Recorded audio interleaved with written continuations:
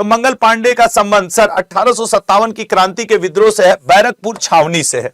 इन्होंने जो फेमस नारा दिया था दैट इज मारो फिरंगी को, इनका फेमस नारा क्या था, मारो फिरंगी को, ठीक है ना।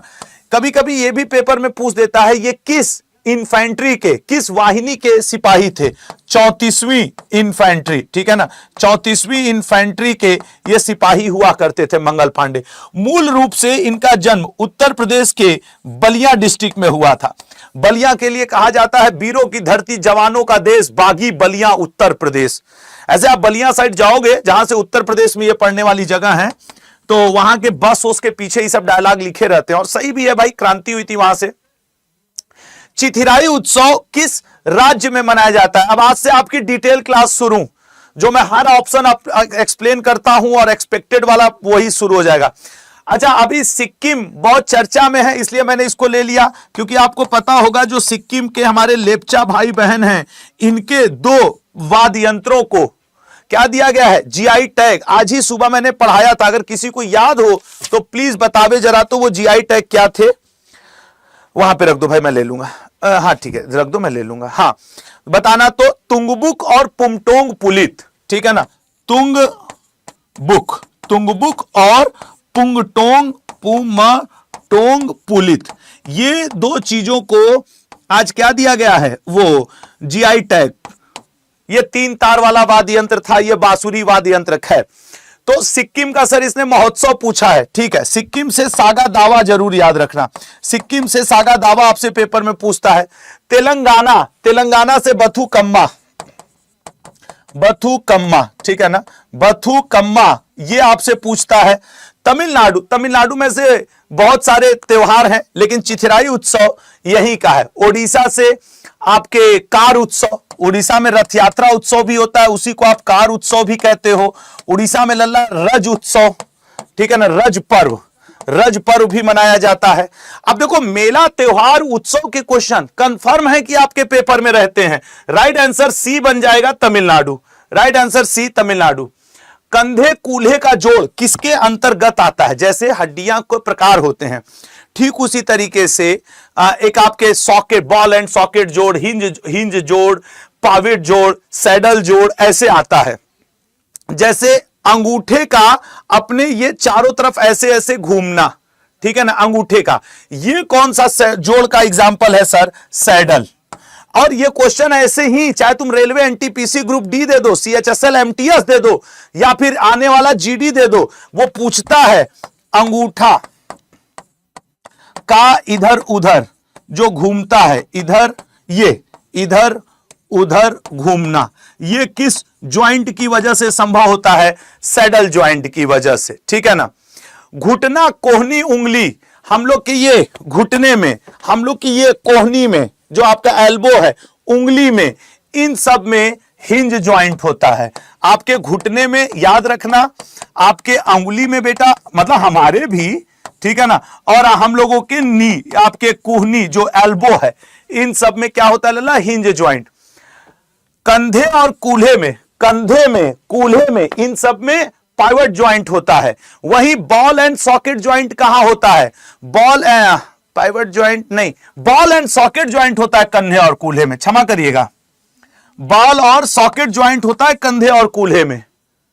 हाँ, वही हमारा ध्यान नहीं गया, अभी गड़बड़ा जाता। अब एक छोटा सा आपको इसका एग्जाम्पल आप लोग लिखेंगे आज कमेंट बॉक्स में। आज children's day homework special, pivot joint के एग्जाम्पल कौन है आपको बताना है। इसका राइट आंसर ए सही बनेगा, बॉल एंड सॉकेट ज्वाइंट। आपके कंधे और कूल्हे में बॉल एंड सॉकेट ज्वाइंट। देखो कितने नकलची हो यार कुछ लोग, तुम लोग। हम जल्दी से अगर पाइवट ज्वाइंट लगाए तो उसी में कई तो सी आने लगोगे, इसे गलत करोगे तो। इंसुलिन का स्रोत कौन है? यह क्वेश्चन पढ़ाने के पीछे कारण है। आप कहोगे सर इंसुलिन पढ़ाने के पीछे क्या कारण है? अरे भैया कारण है, आज हम लोग जब करेंट अफेयर पढ़ रहे थे तो डायबिटीज एंड वेल बीइंग, ई का बोल दिया गुरुजी, डायबिटीज एंड वेल बीइंग। अरे आधा अंग्रेजी आधा हिंदी हो जा रहा है। वेल बीइंग ये 2025 की थीम है, क्योंकि वर्ल्ड डायबिटीज डे 14 नवंबर को मनाया गया। आज 14 नवंबर है, चिल्ड्रंस डे है तो हमने कहा इसको पढ़ ही लें।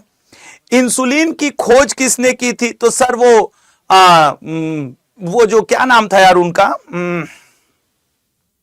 फ्रेडरिक बैंटिंग और चार्ल्स ने मिलकर के की थी। फ्रेडरिक बैंटिंग का जन्म हुआ करता है, फ्रेडरिक बैंटिंग का जन्म है 14 नवंबर को, इसलिए ये हम लोग मनाते हैं। और इंसुलिन की खोज हम लोगों ने कहां से की? सर इन दिए गए ऑप्शन में डहेलिया से। अगर आपका शरीर इंसुलिन का पर्याप्त उत्पादन न कर सके, पर्याप्त प्रयोग न कर सके, तब कौन सा रोग हो जाता है? डायबिटीज। और आज 14 नवंबर को क्या मनाया जा रहा है? World diabetes day. तो करेंट अफेयर, स्टैटिक जीके और साइंस और बायो की चीजें, प्लांट बॉटनी की चीजें एक कर दिया हमने, ठीक है ना, एक कर दिया हमने। आइए अगले क्वेश्चन पे आते हैं। कंप्यूटर साक्षरता दिवस कब मनाया जाता है? देखो भैया, आओ बारी बारी से देखा जाए। हालांकि ये क्वेश्चन हमको दिसंबर वाले महीना में पढ़ाना चाहिए था। भारतीय सशस्त्र सेना झंडा दिवस, कई बार ये पूछता है। भारतीय सशस्त्र, ठीक है ना, सशस्त्र सेना झंडा दिवस। अरे यार ये है, हमको तो अभी गाना याद आ रहा है, बिहार में का बा, 20 बरिस का सरकार बा, नीतीश तैयार बा, हैं? नीतीश जी तैयार बा, सुशासन का बहार बा, तेजस्वी जी का लालटेन नहीं जल पायल बा, और का बा, बिहार में का बा। एक बहुत प्रसिद्ध क्या मतलब ऐसे यूट्यूब पे आके गाना वाना गाती हैं। अभी जो बिहार का रिजल्ट आ रहा है, आपके तेजस्वी जी वो उम्मीद पे नहीं खरे उतर पाए, अपने उम्मीद पे। नीतीश कुमार जी अकल्पनीय जीत की तरफ बढ़ गए हैं। मैं अभी इसके ऊपर 10 मिनट शो लूंगा। तो जो गाना उन गायिका ने गाया था, बिहार में काबा, अब तो सीधा लगत बा कि बिहार में टाइगर अभी जिंदा बा, सरकार वही का बा, अब वही कर रहा था, टाइगर अभी जिंदा है। नीतीश कुमार के ऑफिस के बाहर पटना में एकदम बड़ा बड़ा बोर्ड लगा है, बिहार में टाइगर अभी जिंदा है। भाई मानना पड़ेगा, 10 बार मुख्यमंत्री रहने के बाद, मतलब वीर बाल दिवस। अभी मैं आप लोगों को बताऊंगा जो वो गायक खेसारी लाल यादव का क्या हुआ, लखीसराय से क्या हुआ, जो प्रमुख सीटें थी, जो ज्योति सिंह, पवन सिंह की वाइफ का चुनाव। क्योंकि अभी मैं इलेक्शन कमीशन की वेबसाइट को लगातार फ्रेश कर रहा हूं। इस सेशन के बाद द 10 मिनट शो में मैं आपको बताऊंगा कि बिहार में काबा के कौन जीता कौन हारा। वो अनंत कुमार सिंह जी का याद है, जो चश्मा लगाए, बिहार के कद्दावर नेताओं में से एक निर्दलीय लड़ते हैं। 8 किलो रसगुल्ला उस शख्स ने, कॉन्फिडेंस देखो, 8 लाख रसगुल्ला, किलो कह रहे हैं, 8 लाख रसगुल्ला 3 दिन से बनवा रहा है। हम जीत रहे हैं, और जीत गया। सबसे पहले उन्हीं के जीतने की सूचना आई कि अनंत सिंह जीत गए, ठीक है ना। तो 2 दिसंबर इसका राइट आंसर है। उस पर हम लोग 10 मिनट शो आज किया जाएगा, क्योंकि एग्जाम में 1-2 क्वेश्चन वहां से बनने हैं और थोड़ा इंटरटेनिंग भी है, थोड़ा समझा भी जाएगा। कृषि सुधार से संबंधित है। आपको पता है कि आज ही भारत ने, जो भारत का कृषि एवं किसान कल्याण मंत्रालय है, उसने बीज अधिनियम 1966, बीज अधिनियम 1966 और बीज अधिनियम आदेश 1983, इन दोनों में सुधार करके 2025 बीज अधिनियम का प्रस्ताव, मसौदा तैयार किया है। जो लोग आज सुबह नहीं थे, जान लें, बीज अधिनियम 1966, बीज नियंत्रण 1983 अधिनियम की जगह अब नया एक्ट आने जा रहा है। तो आज कृषि एवं कल्याण, अरे यार ये गुलगुलिया काहे मार दिया, ये गोल गोल काहे घूम गया है, थोड़ा सा वो हो गया है, गोल गोल घूम गया है, थोड़ा सा देखना पड़ेगा, ठीक है ना, गोल गोल घूम गया, हम देख रहे हैं। तो कृषि सुधार के लिए सर, कृषि सुधार के लिए जो समिति बनाई गई थी, वो स्वामीनाथन समिति बनाई गई थी। कौन सी समिति? स्वामीनाथन समिति बनाई गई थी। हमको लग रहा है कि बफरिंग हो रहा है क्या, बफरिंग हो रहा है क्या, मुझे ऐसा महसूस हो रहा है। बफरिंग तो चल रहा है भाई, बफरिंग चल रहा है।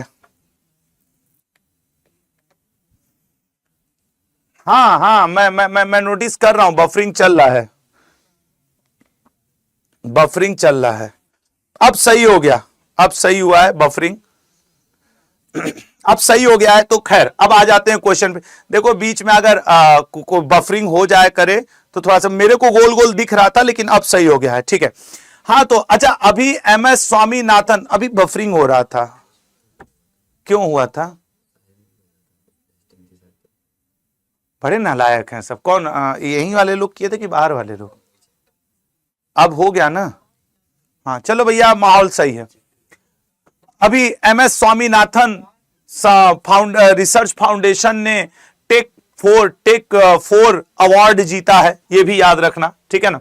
अगले पे आएंगे। राष्ट्रीय बागवानी बोर्ड का मुख्यालय कहां है? ये हम तुम लोग को रटवाए हुए हैं कि राष्ट्रीय बागवानी बोर्ड का मुख्यालय कहां है। जैसे गुंटूर में तंबाकू बोर्ड का मुख्यालय है। हम लोग ये क्वेश्चन पढ़े नहीं है, पिछली बार भी MTS GD के समय हम लोग ऐसा पढ़े थे। रेशम बोर्ड का मुख्यालय कहां पे लल्ला? रेशम बोर्ड का बेंगलुरु में।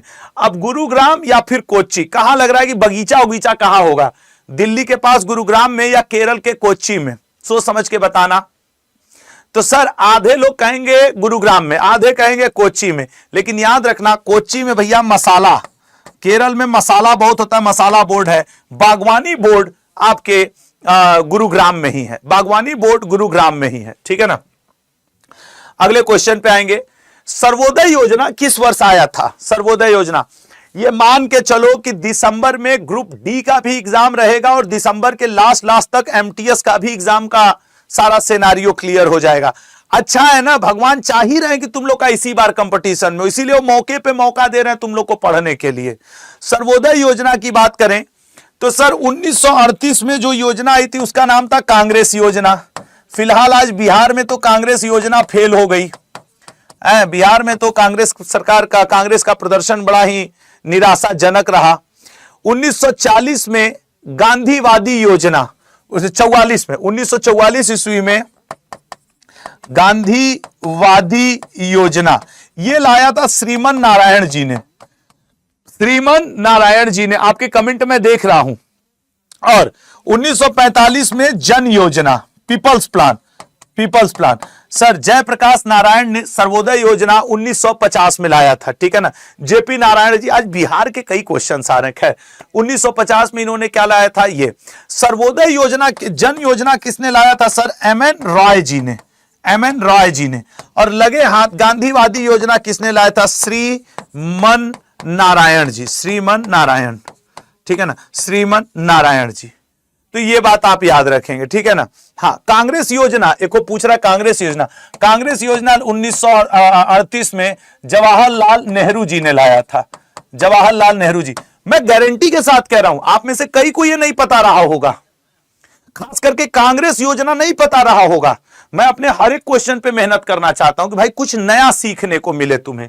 और अब मैं 25 क्वेश्चन वाले फॉर्मेट पे आ गया हूं कि डिटेल चलेगी क्लास। अंकलेश्वर बांध किस नदी पर स्थित है? हम लोग जब दीपावली के आसपास पढ़ रहे थे तो 5-5 क्वेश्चन वाला सेट की, 5 हिस्ट्री 5 पॉलिटी, फिर उसके बाद हम लोग दीपावली के बाद भी 5-5 वाले पे रहे, फिर वो CHSL का कुछ दिन हम लोगों ने किया। अब हम लोग अपने MTS GD पे वापसी कर चुके हैं। अंकलेश्वर बांध किस नदी पर स्थित है? देखो जैसे कि पिछली बार का MTS GD दोनों में फरक्का का पूछा था कि फरक्का बांध कहां है? सर फरक्का बांध, टिहरी बांध दोनों गंगा नदी पर है। जबकि अगर ब्यास के ऊपर जाओगे तो पोंग डैम, ठीक है ना, ब्यास नदी के ऊपर पोंग डैम है। सतलज नदी के ऊपर अगर चले जाओगे तो कोल डैम, एक एक ही लिख रहा हूं, कोल डैम सतलज पे है। और नर्मदा नदी के ऊपर महेश्वर बांध भी है और सर अंकलेश्वर बांध भी है।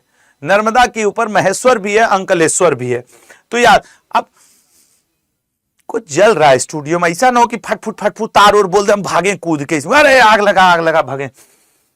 हाँ, कुछ मेरा दिल तो नहीं जल रहा है, कुछ जल रहा है, स्मेल आ रही है, चेक करो क्योंकि कोई ना कोई वायर जल रहा है। भाई अगर बीच में क्लास के आप लोगों को क्या हुआ? हाँ, भागने का मौका तो रहे कम से कम। हाँ, नहीं पता, देख रहे हो हमारे टीम का कह रहे हैं कि सर कुछ होगा तो हम बता देंगे। अरे ससुर, हमको भागने का मौका तो दो, इतना तेज क्या जल रहा है कुछ? भाई जिंदा रहेंगे तो अगला दिन क्लास लेंगे। क्या जल रहा है? ये कुछ तेजी से जल रहा है। तार जल रहा है तो कुछ ये देखो, चेक करो इसको भाई, क्या पूरा उधर भी महक रहा है क्या? ये तो इसलिए कम होगा क्योंकि ये अंदर में है, हैं? ना देखो भैया कहां से कूद के, भाई जुगाड़ है, अब जल रहा है, अब हम क्या बताएं। बदबू आ रही है, टीम चारों तरफ खोज रही, कहीं तो तार सर्किट दिक्कत कर रहा है। 2011 प्राण पे बात आ गई, क्लास लें कि भाग ले तुरंत। 2011 जनगणना में शिशु लिंगानुपात कितना रहा है? अब इधर हमको बिहार चुनाव के ऊपर आज सेशन लेना, इधर तार जल रहा है, उधर तेजस्वी जी का दिल जल रहा होगा कि भाग ससुरा नहीं जीते। भाई जाहिर सी बात है यार, कोई इतना मेहनत करेगा, चुनाव हारेगा, चाहे आप हो चाहे हम हो, दिल तो दुखी होता है। ये बताओ कि सर 943 लिंगानुपात है, सेक्स रेशियो है,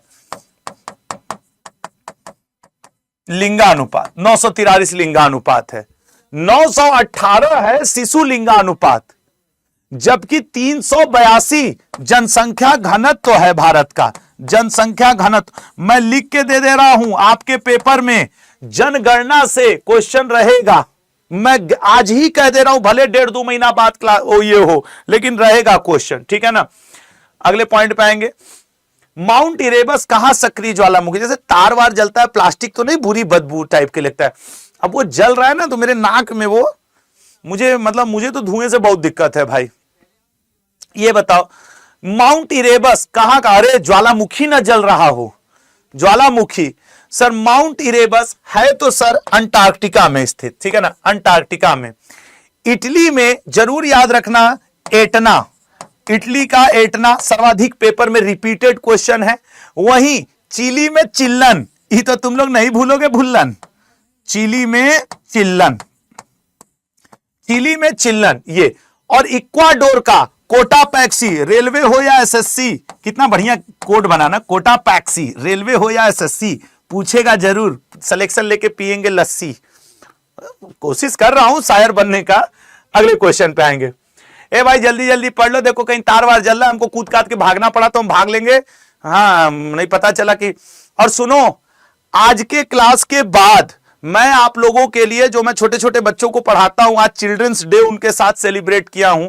एक को इतनी बड़ी 4-5 साल की रही होगी, बहुत खर्चा करवा दी भाई, 4-5 हजार खर्चा करवा दी। हम सोचे जलेबी में काम चला देंगे, वो कहीं नहीं, काजू कतली कल खाई थी आज बोल दी, तो वो शॉर्ट्स डालेंगे तुम लोग के लिए। हमारे स्टूडेंट्स ने आपके लिए हैप्पी चिल्ड्रंस डे बोला है, तो मैं आपसे उम्मीद करता हूं जब 8 बजे रात में मैं क्लास के बाद वो शॉर्ट्स डलवाऊंगा, तो आप लोग भी, जो वो छोटे छोटे बच्चों को मैं पढ़ाता हूं, उनको हैप्पी चिल्ड्रंस डे जरूर विश करिएगा। मैं उन सबको वादा करके आया हूं कि जितने तुम्हारे भैया दीदी लोग हैं, मतलब तुम लोग, सबको मैं तुम लोग का मैसेज दूंगा, तो वो बच्चे आपको हैप्पी चिल्ड्रंस डे बोले हैं, तो आप भी कमेंट बॉक्स में लिख देंगे, तो मैं उनको कल दिखाऊंगा कि देखो जो तुम्हारे ऑनलाइन वाले भैया दीदी लोग हैं, जो पूरे भारत से हैं, वो सब तुमको प्यार करते हैं। उनको ये महसूस होना चाहिए कि उनके साथ उनके भाई बहन भारत देश के लोग खड़े हैं। तो मेरा आप सबसे रिक्वेस्ट है कि मैं जो 40-50 बच्चों को पढ़ाता हूं, जो काफी गरीब घर से हैं, रिक्शे वाले के, ऑटो वाले के भैया भाभी लोगों के बच्चे हैं, जो कि खाना वाना बनाती हैं घर में, मैं उनको निःशुल्क पढ़ाता हूं, तो आप भी आज उनको हैप्पी चिल्ड्रंस डे लिखना शॉर्ट्स में, ठीक है ना, ये आपसे रिक्वेस्ट है। 8-8:15 बजे वो शॉर्ट्स में डलवा दूंगा। कीर्तन किस राज्य का लोक संगीत है? तमिलनाडु, उत्तर प्रदेश, महाराष्ट्र, कर्नाटक। सर तमिलनाडु का तो वो कुम्मी, तमिलनाडु में बहुत फेमस है सर कुम्मी। अगर कीर्तन की बात करेंगे तो महाराष्ट्र, उत्तर प्रदेश में जाओगे तो चनैनी, ठीक है ना, लोक संग चनैनी बहुत फेमस है उत्तर प्रदेश में, चनैनी। अच्छा कई लोग सुने ही नहीं होंगे ना, उत्तर प्रदेश में एक और है, यूपी के कई लोग होंगे, ये वाला वो सुने होंगे, 12 मासा वो जरूर सुने होंगे लोक संगीत। कर्नाटक में जाओगे तो कई बार एसएससी ने पूछा है भावगीत, भावगीत कहां का है? कर्नाटक का है। भावगीत कहां का है? कर्नाटक का है। अगले पे आएंगे, नेक्स्ट क्वेश्चन। पक्षियों का द्वीप किसे कहा जाता है? बताइएगा लल्ला, पक्षियों का द्वीप किसे कहा जाता है? जैसे विश्व की रोटी की कटोरी, ठीक है ना, उत्तरी अमेरिका को, ये रेलवे में कई बार पूछा है, एक बार एसएससी में, विश्व के रोटी की कटोरी, ये उत्तरी अमेरिका को। ऑस्ट्रेलिया को हम लोग प्यासी भूमि भी कहते हैं, gold of land and fleece भी कहते हैं, प्यासी भूमि के नाम से भी जानते हैं। अफ्रीका को हम लोग mother of continent, hope continent, ये सब भी कहते हैं, या भविष्य का द्वीप, ठीक है ना, फ्यूचर कॉन्टिनेंट, भविष्य का द्वीप भी हम लोग कहते हैं अफ्रीका को। दक्षिण अमेरिका पक्षियों का द्वीप कहलाता है, दक्षिण अमेरिका। अगले क्वेश्चन पे आएंगे, इंस्टाग्राम का स्थापना कब हुआ? इंस्टाग्राम, ये क्वेश्चन पिछली बार एमटीएस के समय फेसबुक या गूगल का पूछा था, तब से मैं आप लोगों को हर बार रटवाना चाह रहा हूं कि कब क्या हुआ था। जैसे फेसबुक, जिसे आप मेटा कहते हो, मैं यहां पे फेसबुक ही लिख दे रहा हूं क्योंकि तब ये शुरू में फेसबुक के नाम से ही आया था, 2004 में, 2004 में स्थापना हुआ था। व्हाट्सएप, ठीक है, व्हाट्सएप 2009 में हुआ था। 2010 में सर इंस्टाग्राम का हुआ था। और सर टेलीग्राम हुआ था 2013 में। जो लोग मेरी टेलीग्राम आईडी न जानते हो, जिसको पीडीएफ न मिलती हो, current affairs by Ashutosh sir, करीब उसमें 76,000 स्टूडेंट है, उसमें जुड़ जाना। क्या नाम है? Current affairs by Ashutosh sir, अड्डा का ऑफिशियल टेलीग्राम ग्रुप है, जुड़ जाना, ये पीडीएफ आपको मिलती रहेगी। लिख लो, बिगाड़ दें क्या तुम लोग को एक उपाय बता के। टेलीग्राम से टेलीग्राम कॉल करने पे अगर किसी का वेटिंग भी आएगा, कोई मान लो तुमको फोन मिला रहा है और तुम टेलीग्राम से टेलीग्राम पे बात कर रहे हो, तो उसको ये नहीं, तीसरे व्यक्ति को जो तुम्हें फोन मिला, मान लो तुम्हारे पापा फोन मिला रहे हो, तो तुम्हारे पे नॉर्मल घंटी आती रहेगी, पता नहीं चलेगा कि तुम टेलीग्राम पे किसी से बात कर रहे हो। देखिए बिगाड़ के कंपटीशन कम कर दिए ना। अब कुछ आज अपने गर्लफ्रेंड बॉयफ्रेंड को टेलीग्राम से फोन लगा लेंगे, हेलो, तब तक देख पापा का फोन आ रहा है, और पापा को उधर लगेगा नॉर्मल फोन है, वेटिंग नहीं बताता। जब दो लोग टेलीग्राम से टेलीग्राम हो, अपनी तरफ से दबा के डिलीट भी मार सकते हो। बिगाड़ दिया, आधा कंपटीशन खत्म। हाँ, आधा कंपटीशन खत्म कर दिए हम। अब भाई जो दुरुपयोग करेगा वो अपना गलत है, और क्या। विरूपाक्ष मंदिर किस राज्य में स्थित है? विरूपाक्ष मंदिर किस राज्य में स्थित है बताइएगा। देखो, एरातेश्वर मंदिर, बृहदेश्वर मंदिर और मंगलेश्वर मंदिर, ये तीन मंदिर जो मैं बोल रहा हूं जरूर याद रखना।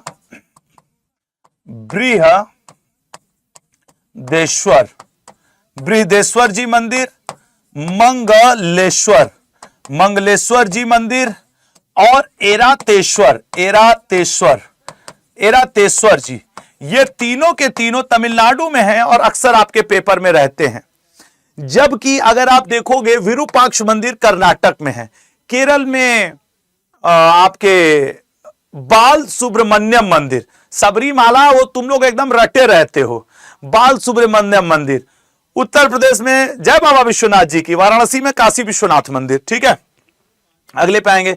इस सेशन के 25 क्वेश्चन होने के बाद बिहार में खेसारी लाल यादव, मैथिली ठाकुर, तेजस्वी जी और आपके नीतीश जी, इन सब लोगों का क्या हुआ, किस सीट से लड़े, कौन जीता कौन हारा, मैं तुरंत आपको दिखाऊंगा, क्योंकि अभी भी वहां काउंटिंग चल रही है और अब बहुत हद तक डिसीजन हो चुका है। तो एक बार सब लोग जरूर जुड़िएगा। मैं ऑफिशियल वेबसाइट से आपको 5 मिनट में द 10 मिनट शो में सारे जो चर्चित बॉलीवुड और हॉलीवुड के, बॉलीवुड हॉलीवुड वाले तो लगे नहीं थे, बॉलीवुड और बिहार वुड के जो लोग लग के चुनाव लड़े, उन सब का रिजल्ट है। पीलीभीत किसके लिए प्रसिद्ध है? पीलीभीत सर खेल के मैदान के लिए। अच्छा, तो मेरठ क्या कर रहा है? मेरठ सबसे प्रसिद्ध है सर। अच्छा भैया, ठीक है। मिट्टी के बर्तन के लिए, तो प्रधानमंत्री मोदी जी भी खुर्जा की बात किए थे, यूपी में पड़ता है खुर्जा। वहीं पीतल का ताला अलीगढ़, राइट आंसर। कास्ट पादुका, वुडन की बनी हुई जो है वो है आपके, ठीक है ना, कास्ट पादुका। अगले पे आएंगे अपने सेशन में। फादर ऑफ इकोनॉमिक इकोलॉजी किसे कहा जाता है? फादर ऑफ इकोनॉमिक इकोलॉजी किसे कहा जाता है? सोच समझ के बताइएगा। Father of animal ecology, father of modern ecology. बाप रे बाप, ये बड़ा मजेदार क्वेश्चन है भाई। बताओ। Father of modern ecology, father of animal ecology, father of ecology. देखो ऐसे रटो, फादर ऑफ मॉडर्न इकोलॉजी,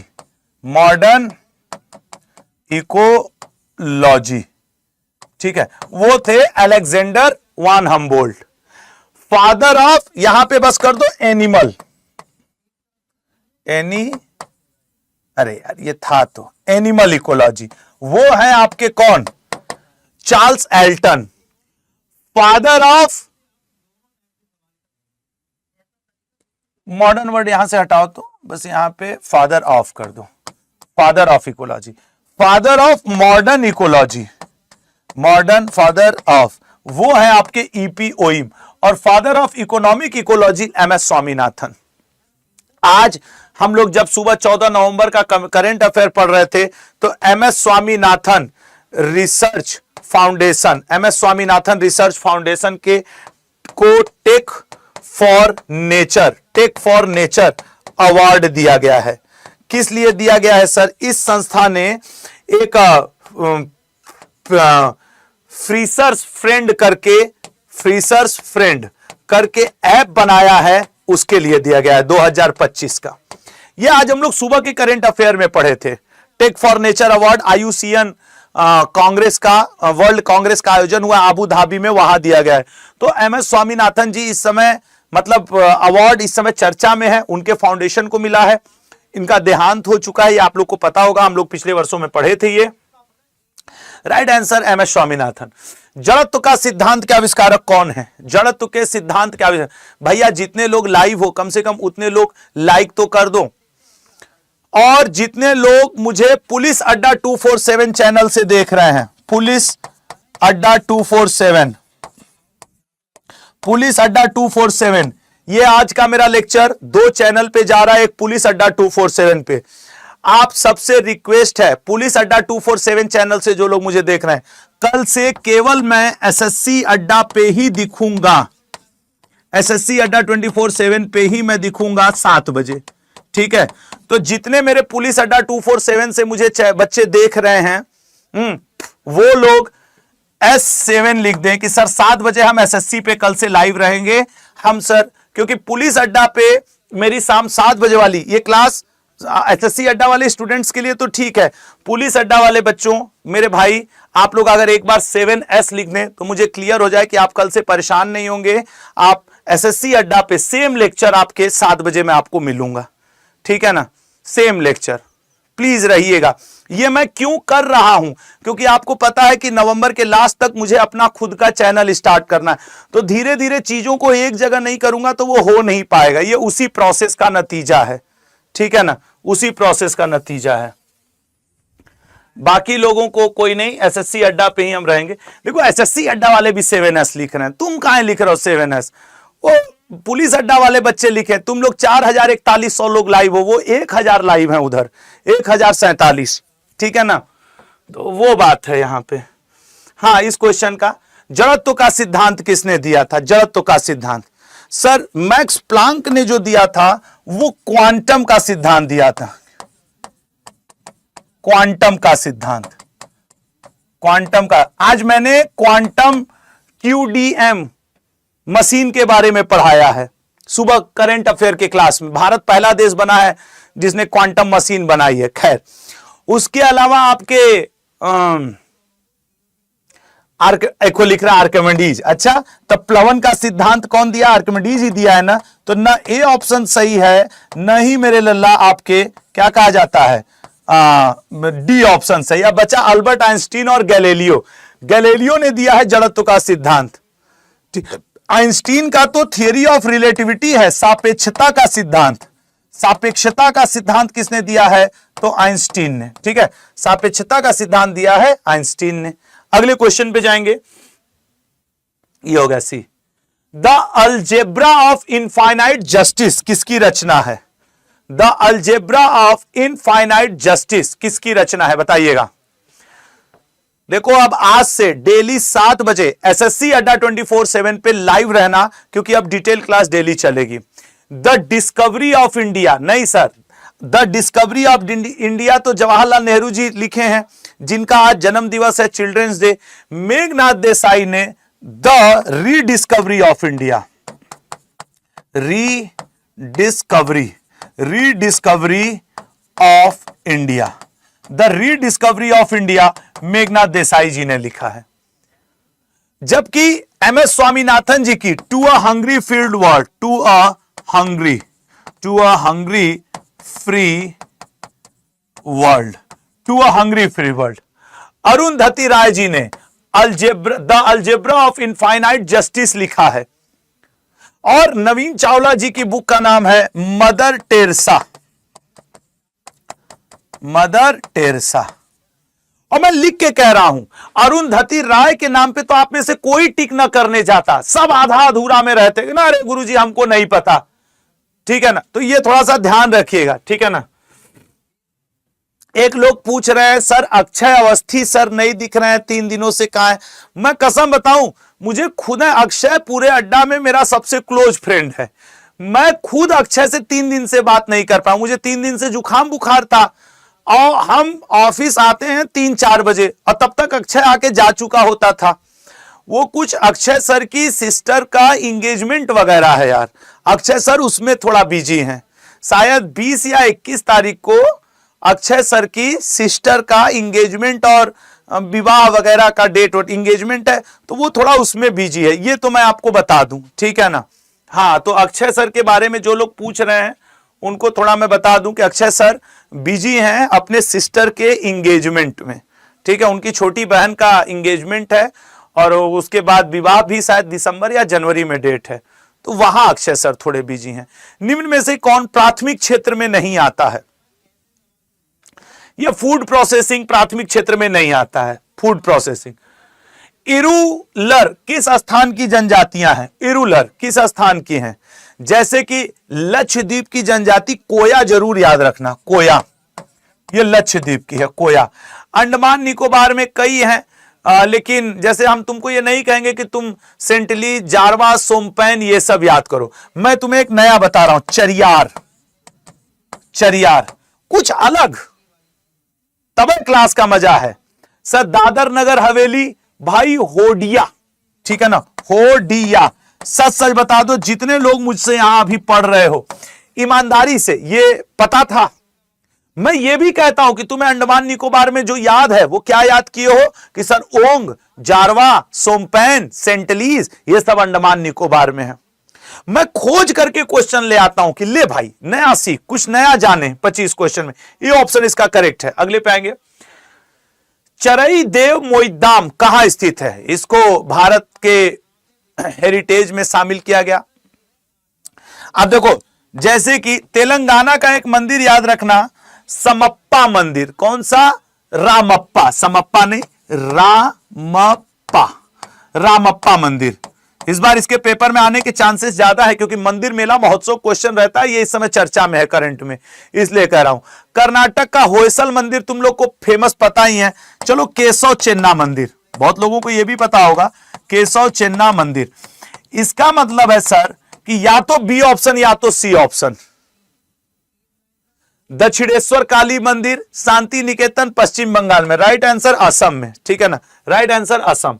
अगले पे आएंगे लला, अगले पे, अल्लाह रखा का संबंध किस घराने से है? पिछले साल जब एमटीएस का पेपर हुआ, 2024 वाले की मैं बात कर रहा हूं, उसके बाद जो पहले जीडी का पेपर, दोनों में घराने के क्वेश्चन एसएससी ने पूछना शुरू किया। उससे पहले आप 2023, 22, 21 का पेपर उठा के देखो, घरानों का क्वेश्चन एक आध कोई आता था। लेकिन अगर आप 2024 का पेपर उठा के देखेंगे, जीडी का पेपर उठा के देखेंगे, खास करके एमटीएस का उठाएं, फिर इस बार का जो सीजीएल हुआ और अभी बीते दिनों में जो सीएच, घरानों के क्वेश्चंस खूब आने लगे। जैसे बनारस घराना से राजन साजन मिश्रा, राजन साजन मिश्रा जी, ये लोग बनारस घराने से संबंध रखते हैं। ऐसे तो बनारस घराने से कई हैं, भीमसेन जोशी जी, किराना घराना, ठीक है ना, भीमसेन जोशी जी, इनका जरूर याद रखना, भीमसेन जोशी जी का, ये किराना घराना से है सर। दिल्ली घराना से तानरस खान, तानरस खां जी, ये दिल्ली घराने से हैं। पंजाब घराने से हैं अल्लाह रखा खान जी, ठीक है, पंजाब घराने से अल्लाह रखा खान जी। अगले पे देखो, इसी सेशन के बाद एक 10 मिनट शो लगा है, उसकी लिंक लगी है। बिहार के चुनाव से एक दो क्वेश्चन आपके पेपर में रहेगा, मैं उसका थोड़ा सा कितने चरण में हुआ, क्या हुआ, और साथ ही साथ तेजस्वी यादव जी जीते कि खेसारी लाल जी जीते, मैं पूरा मोबाइल पे अपडेट लगा के रखा हुआ हूं। शायद आप बिहार के भी होंगे तो अभी तक आपको क्लियर नहीं हुआ होगा, क्योंकि सीट आगे पीछे हो रही है। अब अपडेट आने लगी है, मैं आप लोग को बता दूंगा। आप भी जिसका पूछना चाहते हो पूछना, मैं वो भी बता दूंगा आपको, ठीक है ना, मैं वो भी बता दूंगा। हाल ही में कौन सा देश आधिकारिक रूप से दुनिया का पहला कैशलेस देश बन गया है आधिकारिक रूप से? यह क्वेश्चन हमने पढ़ाया था, यह क्वेश्चन हमने पढ़ाया था। मैं तुम लोग के लिए वो शॉर्ट्स डलवा रहा हूं, उस पे आपके कमेंट मुझे चाहिए, आपके रिएक्शंस उस पे मुझे चाहिए। एक शॉर्ट्स डलवा रहा हूं। स्वीडन बना है, और ये स्वीडन वही देश है जो कि पहली बार क्या किया था, इसने 1749 में जनगणना भी करवाया था, स्वीडन, ठीक है। किस खेल में 15 खिलाड़ी होते हैं? किस खेल में 15 खिलाड़ी खेलते हैं? तो सर 15 खिलाड़ी खेलते हैं रग्बी फुटबॉल में, क्योंकि 11 खिलाड़ी इसमें, 11 इसमें, 11 इसमें, ठीक है ना। अब चलो आगे बढ़ो एकदम आराम से। डेविस कप किस खेल से संबंधित है? डेविस कप 10-10 क्वेश्चन और बदलना है माहौल पूरा, ठीक है ना। सर डेविस कप और सर ये तो सर संबंधित है आपके टेनिस से। डेविस कप किससे संबंधित है? टेनिस से। अगला, ईरानी ट्रॉफी किस खेल से संबंधित? अब सोचो कि आज 10 करवाऊंगा, कल फिर स्पोर्ट्स के 10, ऐसे ऐसे करते करते 22 सितंबर तक 50 क्वेश्चन स्टैटिक के, खाली स्पोर्ट्स के। सर ईरानी ट्रॉफी किससे संबंधित है? ईरानी ट्रॉफी क्रिकेट से। Duleep trophy, Deodhar trophy, CK Naidu trophy, Wills trophy, Rohinton trophy, सब क्रिकेट से। बेब्रॉन क्रिकेट स्टेडियम किस राज्य में स्थित है? अगर मुझे कोई टेक्निकल टीम का सुन रहा हो बाहर, तो मुझे पेन की जरूरत है, यहां स्टूडियो में पेन नहीं है, प्लीज पेन भेज दीजिएगा। बेब्रॉन क्रिकेट स्टेडियम किस राज्य में स्थित है? सर बेब्रॉन क्रिकेट स्टेडियम महाराष्ट्र में। अगला, संतोष ट्रॉफी किस खेल से संबंधित है? संतोष ट्रॉफी किस खेल से संबंधित है? सर संतोष ट्रॉफी फुटबॉल से। किससे संबंधित है? फुटबॉल से। एन चिन्नास्वामी क्रिकेट स्टेडियम किस शहर में स्थित है? एन चिन्नास्वामी क्रिकेट स्टेडियम किस शहर में स्थित है? सर चिन्नास्वामी बहुत प्रसिद्ध है बेंगलुरु में, नहीं, यहां रॉयल चैलेंजर बेंगलुरु की टीम तगड़ा खेलती है। सैयद मुश्ताक अली ट्रॉफी किस खेल से संबंधित है? यह मत सोचना कि 10 क्वेश्चन इजी आ गए तो कल भी स्पोर्ट्स के 10 इजी आएंगे ना, रोज फॉर्मेट बदलता रहेगा। सर राइट आंसर है बी ऑप्शन, क्रिकेट से। हॉकी टीम में कितने खिलाड़ी होते हैं? सर हॉकी, फुटबॉल और क्रिकेट सब में होते हैं 11 खिलाड़ी, ठीक है ना, 11 खिलाड़ी। नेक्स्ट, वॉलीबॉल में एक टीम से एक समय में कितने खिलाड़ी खेल सकते हैं? वॉलीबॉल में एक टीम में एक समय में कितने खिलाड़ी? सर वॉलीबॉल में अधिक से अधिक खेल सकते हैं 6 एक टीम में। कबड्डी मैच में एक टीम में कितने खिलाड़ी एक बार में खेल सकते हैं? तो सर कबड्डी में 7 खेलते हैं।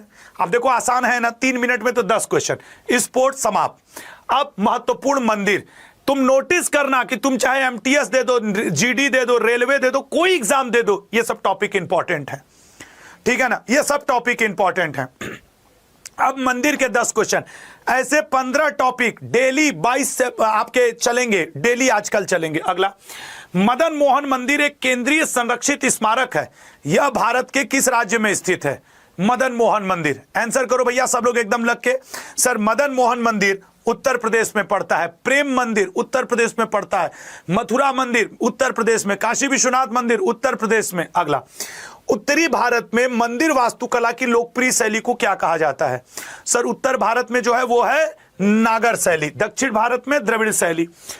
एलोरा की किस प्रसिद्ध राष्ट्रकूट राजा ने कैलाश के राकट मंदिर का निर्माण करवाया था? अब मैं डिटेल पढ़ा चुका, अब एग्जाम नजदीक है, आज की क्लास और आने वाले कुछ दिन की क्लास ऐसे ही चलेगी। राष्ट्रकूट राजा कृष्ण प्रथम ने। निम्नलिखित में से कौन सा त्योहार गुवाहाटी के कामाख्या, मैं लिख लो, तुम्हारा एसएससी हो चाहे रेलवे ये क्वेश्चन पूछेगा, तुम लिख लो, कहीं शर्त लगा लो हमसे यार। निम्नलिखित में से कौन सा त्योहार गुवाहाटी के कामाख्या मंदिर से जुड़ा है? Sir A option, Ambubachi. पिछली बार के भी पेपर में था, इस बार भी रहेगा अंबुबाची, आप देख लीजिएगा अंबुबाची। मध्य प्रदेश में खजुराहो मंदिर मंदिर वास्तुकला की किस शैली का उदाहरण है? द्रविड़ शैली में बना है, बेसर में, नागर में या होयसल में? सर मध्य प्रदेश उत्तर भारत में, और उत्तर भारत में सर नागर शैली चलती है। इरावतनेश्वर मंदिर भारत के किस राज्य में स्थित है? इरावतनेश्वर मंदिर भारत के किस राज्य में? सर इरावतनेश्वर मंदिर तमिलनाडु में स्थित है। मुक्तेश्वर मंदिर 10वीं शताब्दी का हिंदू मंदिर है जो शिव को समर्पित है, कहां स्थित है? आज सेशन के लास्ट में मैं आपको एक टेस्ट सीरीज फ्री करने वाला हूं, उसके ऐप की लिंक वहां लगी हुई है। आप अड्डा का ऐप डाउनलोड कर लें और आने वाले 10 दिन तक अपने मोबाइल में आपके वो मतलब ऐप होना ही चाहिए। 10 दिन क्यों, जब तक आपका किसी एग्जाम में ना हो जाए। मैं आपके लिए एक टेस्ट सीरीज फ्री करने वाला हूं, प्लीज उसको डाउनलोड करके रखे रहो। वो फ्री ऐप है, लास्ट में बताऊंगा। वो टेस्ट सीरीज 150 रुपए की, आज के लिए वो फ्री है। किस चोल शासक ने तंजौर में बृहदेश्वर मंदिर का निर्माण करवाया था? सर राजराज प्रथम ने। ओडिशा और पास के जिले के मंदिर वास्तुकला में मंदिर के शीर्ष पर दिखाई देने वाले पत्थर जैसे डिस्क को क्या कहते हैं? सब पढ़ा चुका हूं सर। पत्थर जैसे डिस्क को कहते हैं आमलक। भारत के किस राज्य में श्री ब्रह्मापुरीश्वर मंदिर स्थित है? श्री ब्रह्मापुरीश्वर मंदिर स्थित है। ब्रह्मापुरीश्वर मंदिर है तमिलनाडु में। महत्वपूर्ण मंदिर के 10 क्वेश्चन समाप्त। अब आइए महत्वपूर्ण महोत्सव, मेला महोत्सव, ये आपके पेपर में आते रहते हैं। और सेशन आज का तो ऐसे ही है सर कि 10-10 क्वेश्चन के हम लोग फॉर्मेट में हैं। अच्छा बताइएगा, शुरू करें? सब लोग रेडी हो? आओ पहला क्वेश्चन। दशईन फेस्टिवल का आयोजन किस देश में किया जाता है? अब मुझको एक्सप्लेन नहीं करना है, अब आपका समय शुरू। पेपर के गिने चुने दिन बचे हैं। मुझे अब मत सोचना कि अब मैं ABC खूब खाली करूंगा। अब जो हमारे क्रिटिक्स हैं वो हमको देख के कह सकते हैं अरे आंसू को कहा है, खाली ए बी तो बताना है। तो आप मेरा 4 महीने का लेक्चर देख लीजिएगा, फिर इस पे बोलिएगा। कैलापोद फसल उत्सव का आयोजन किस राज्य में किया जाता है? कैलापोद फसल उत्सव। सर कैलापोद फसल उत्सव बी ऑप्शन कर्नाटक में होता है। नेक्स्ट, निम्न में से किस स्थान पर कुंभ मेले का आयोजन नहीं होता है? हरिद्वार, उज्जैन, इलाहाबाद, चेन्नई। सर नीचे से तीनों में होता है, और कहां नहीं होता है तो दैट इज चेन्नई। एक और कहां पे होता है? सर नासिक पेन नहीं है। अगला, रंगोली बिहू नामक त्योहार किस राज्य का प्रसिद्ध त्योहार है? सोच समझ के आंसर करो। रंगोली बिहू नामक त्योहार किस राज्य का प्रसिद्ध त्योहार है? तो रंगोली बिहू सर आपके असम में होता है। रंगोली बिहू, बोहाग बिहू। अगला, अंबुबाची मेला किस राज्य में किया जाता है? अंबुबाची मेला किस राज्य में? सर अंबुबाची मेला असम में किया जाता है। आदिवासी त्योहार भगता परब नामक त्योहार निम्न में से किस राज्य में मनाया जाता है? भगता परब। तो सर भगता परब नामक त्योहार झारखंड में मनाया जाता है। कंबाला नामक त्योहार किस राज्य से संबंधित है? 10 क्वेश्चन के बाद त्योहार और मेला की जगह अनुच्छेद या कोई और टॉपिक आ जाएगा। हर 10 क्वेश्चन पे टॉपिक चेंज आज आपको मिलेगा। सर ये राइट आंसर होगा कर्नाटक। नेक्स्ट, बोहाग बिहू निम्न में से किस राज्य का प्रसिद्ध त्योहार है? तुम मेरे साथ खाली 10 दिन लग जाओ ना, मैं कसम बता रहा हूं, तुम्हारे जीएस का कॉन्फिडेंस और तुम्हारा प्रैक्टिस आसमान में टच करवा दूंगा। असम। याओ सांग उत्सव किस राज्य में मनाया जाता है? याओ सांग उत्सव किस राज्य में मनाया जाता है? सर याओ सांग उत्सव मणिपुर में। नबन्ना नामक फसल उत्सव निम्न में से किस राज्य में मनाया जाता है? नबन्ना। नबन्ना नामक, सर नबन्ना मनाया जाता है पश्चिम बंगाल में। सर यहां पे महत्वपूर्ण महोत्सव के 10 क्वेश्चन समाप्त। तो अगला क्या है सर? पंचवर्षीय योजना। ऐसा हो नहीं सकता कि चाहे तुम्हारा एसएससी हो या रेलवे हो, पंचवर्षीय योजना से तुमसे पेपर में क्वेश्चन न करे। ठीक है ना? तो चलिए अब इस पे आ जाते हैं। किस पंचवर्षीय योजना के दौरान आपातकाल घोषित किया गया था? किस पंचवर्षीय योजना के दौरान आपातकाल घोषित किया गया था? सर आपातकाल इंदिरा गांधी जी के समय 5वीं पंचवर्षीय योजना। गरीबी हटाओ का नारा कौन सी पंचवर्षीय योजना में दिया गया? गरीबी हटाओ का नारा कौन सी पंचवर्षीय योजना में? देखो यार अब 10-15 दिन तो लग के मेहनत करना पड़ेगा, नहीं तो होगा क्या कि बीत जाएगा, मौका हाथ से निकल जाएगा। पंचवर्षीय योजना के इतिहास में भारत की सर्वाधिक असफल योजना किसे माना जाता है? और देखना पेपर में ऐसे क्वेश्चन रहेंगे, झलकेंगे तुम्हें। ठीक है ना? सर सी ऑप्शन, तृतीय पंचवर्षीय योजना। हरित क्रांति की शुरुआत किस पंचवर्षीय योजना में की गई थी? 5वीं पंचवर्षीय योजना, चौथी पंचवर्षीय योजना, द्वितीय पंचवर्षीय योजना या तृतीय पंचवर्षीय योजना? बताइए भैया। तो सर राइट आंसर बनेगा तृतीय पंचवर्षीय योजना। भारत में औद्योगिकीकरण की प्रक्रिया किस पंचवर्षीय योजना में प्रारंभ की गई थी? भारत में औद्योगिकीकरण की प्रक्रिया, सर औद्योगिकीकरण की प्रक्रिया द्वितीय पंचवर्षीय। भाई भारी उद्योग उसी समय द्वितीय में ही तो आया था। और प्रथम और द्वितीय किस मॉडल पे थे वो भी क्वेश्चन आगे आ जाएगा। प्रथम पंचवर्षीय योजना कब से कब तक चली थी, बताइएगा। पहली पंचवर्षीय योजना, सोच समझ के आंसर करो। तो सर प्रथम पंचवर्षीय योजना 1 अप्रैल 1951 से 31 मार्च 1956 तक। भारत की पहली पंचवर्षीय योजना कब आरंभ हुई थी, बताओ बताओ बताओ। भारत की पहली पंचवर्षीय योजना, जैसे ही 40 क्वेश्चन होगा, मतलब 10 क्वेश्चन इसके होंगे, पेज पलट जाएगा, टॉपिक बदल जाएगा। योजना आयोग द्वारा अब तक कितनी पंचवर्षीय योजनाएं बनाई गई हैं, बताइए। योजना आयोग द्वारा अब तक कितनी पंचवर्षीय योजना बनाई गई है? ए ऑप्शन 12 पंचवर्षीय योजना। नेक्स्ट, कृषि का विकास किस पंचवर्षीय योजना का आदर्श वाक्य है? सर सबसे पहली जो हुई थी उसी में कृषि का, उन्नत कृषि थी, द्वितीय वाले में उन्नत उद्योग था। पहली पंचवर्षीय योजना किसके द्वारा शुरू किया गया था? जाहिर सी बात है सर, जवाहरलाल नेहरू। पंचवर्षीय योजना के 10 क्वेश्चन समाप्त। अब शुरू होगा प्रमुख जनजाति। भाई मैं कह रहा हूं, जितने लोग मुझे देख रहे हो, भरोसा करना, आने वाले 5-10 दिन मेरे साथ लगे रहना। मैं एक एक टॉपिक बेहतर रिवीजन करवा मारूंगा। पूरे दिन पढ़ो, शाम को आके टेस्ट दो, all India model paper solve करो। टोडा जनजाति मुख्य रूप से किस राज्य से संबंधित है? अब मैंने बहुत डिटेल पढ़ा लिया, अब आपकी बारी है कि भैया रोज प्रैक्टिस। टोडा जनजाति, सर टोडा जनजाति तमिलनाडु, टोडा तमिलनाडु। संथाल किस राज्य का प्रमुख जनजाति है? संथाल गुजरात का, तमिलनाडु का, पश्चिम बंगाल का या हिमाचल प्रदेश का? बताइएगा मेरे भाई। तो सर जो संथाल है वो है पश्चिम बंगाल का। अगला, नीसी जनजाति किस राज्य से संबंधित है? नीसी, देखो जो क्वेश्चन ना आवे कसम से उसको आंख बंद करके एक बार फील भी किया करो, क्वेश्चन को रट जाओ, क्या पता वो गाना ही काम आ जाए, न जाने किस रूप में आके नारायण मिल जाएंगे, यही क्वेश्चन झलमल आप पेपर में छप जाएंगे। चेंचू अनुसूचित जनजाति भारत के किस राज्य से संबंधित है? चेंचू, सर चेंचू का संबंध है तेलंगाना से। भोटिया किस राज्य से संबंधित अनुसूचित जनजातियों में से एक है? बताओ भाई। भोटिया, सर भोटिया है सी ऑप्शन, उत्तराखंड से।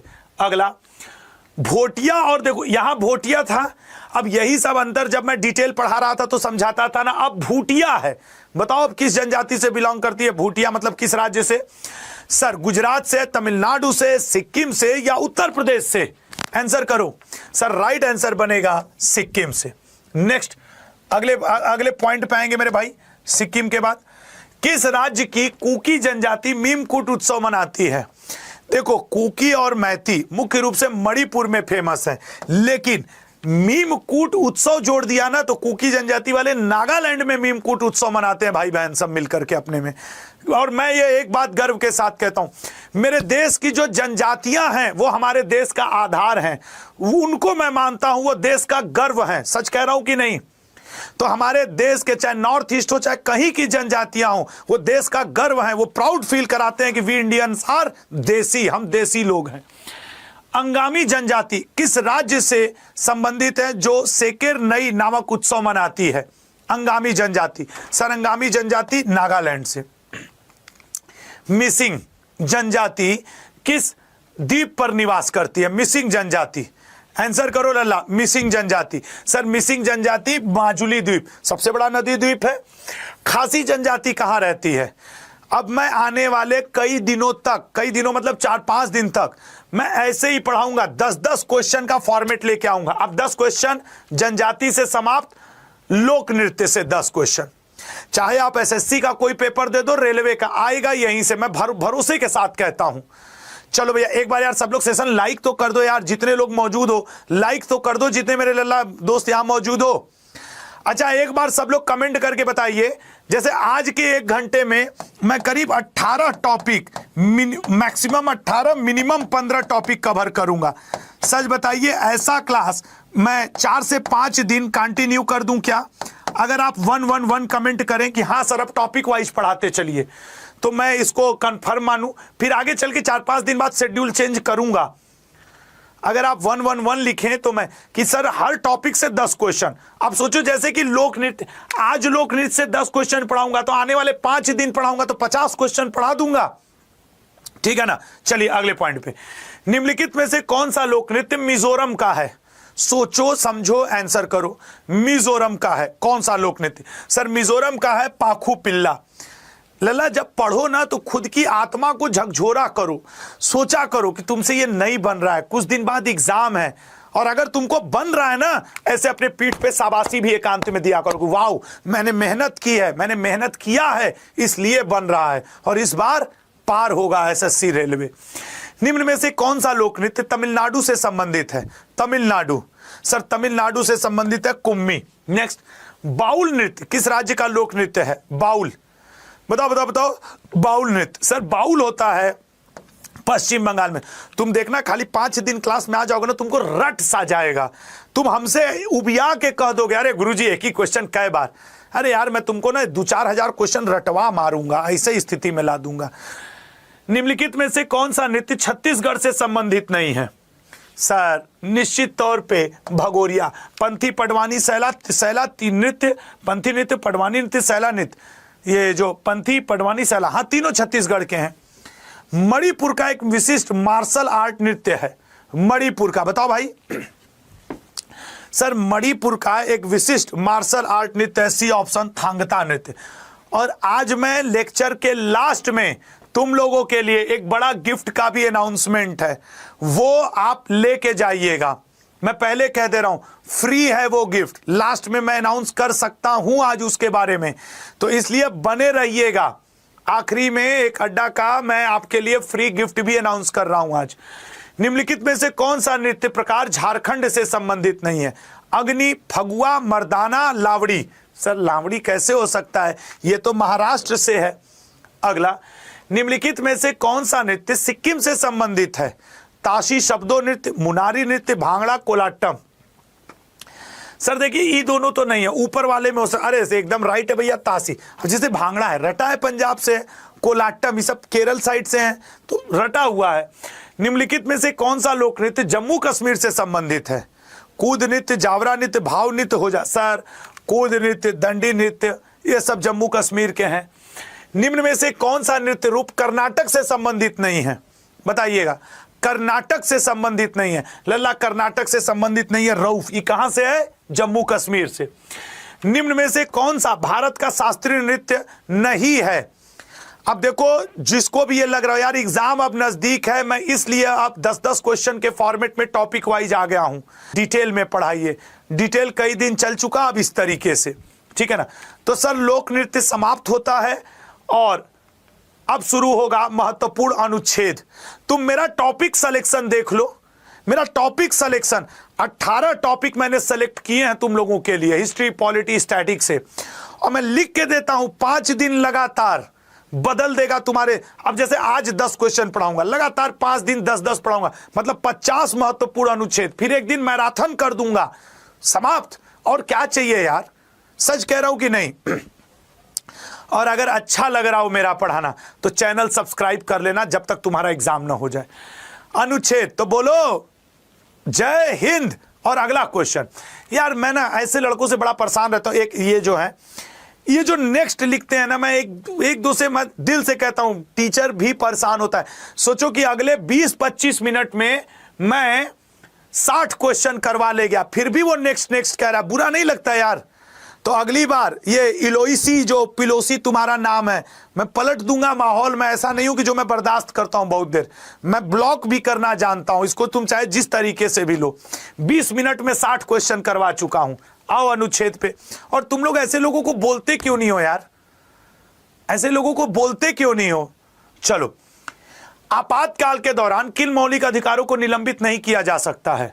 सर आपातकाल चाहे जो भी इमरजेंसी लग जाए, 352, 356, 360, सर आप आर्टिकल 20 और 21 को निलंबित नहीं कर सकते हैं, ठीक है ना। अगला, भारतीय संविधान के मूल पाठ में कितने अनुच्छेद शामिल हैं? भारतीय संविधान के मूल पाठ में, सर जब हमें संविधान मिला था तब 395 ही अनुच्छेद थे, लेकिन सर अब 460 प्लस हो चुके हैं। कौन सा अनुच्छेद महाराष्ट्र और गुजरात के संबंध में विशेष प्रावधान से संबंधित है? अरे सर ऐसे पूछ देगा तो गड़बड़ा जाएगा, हम तो खाली फेमस वाले याद किए हैं, तो पढ़ो ना यहां पे। सर राइट आंसर बनेगा ए ऑप्शन 371। अगला, पंचायत के चुनाव कौन से आर्टिकल में है? पंचायत चुनाव कौन सा? सर एक्चुअली ग्राम पंचायती चुनाव में आरक्षण वो है आपके 243D से, इसको भी याद रखना। पंचायती चुनाव में, और 243 टी से नगर निगम में, और चुनाव का 243 के में है।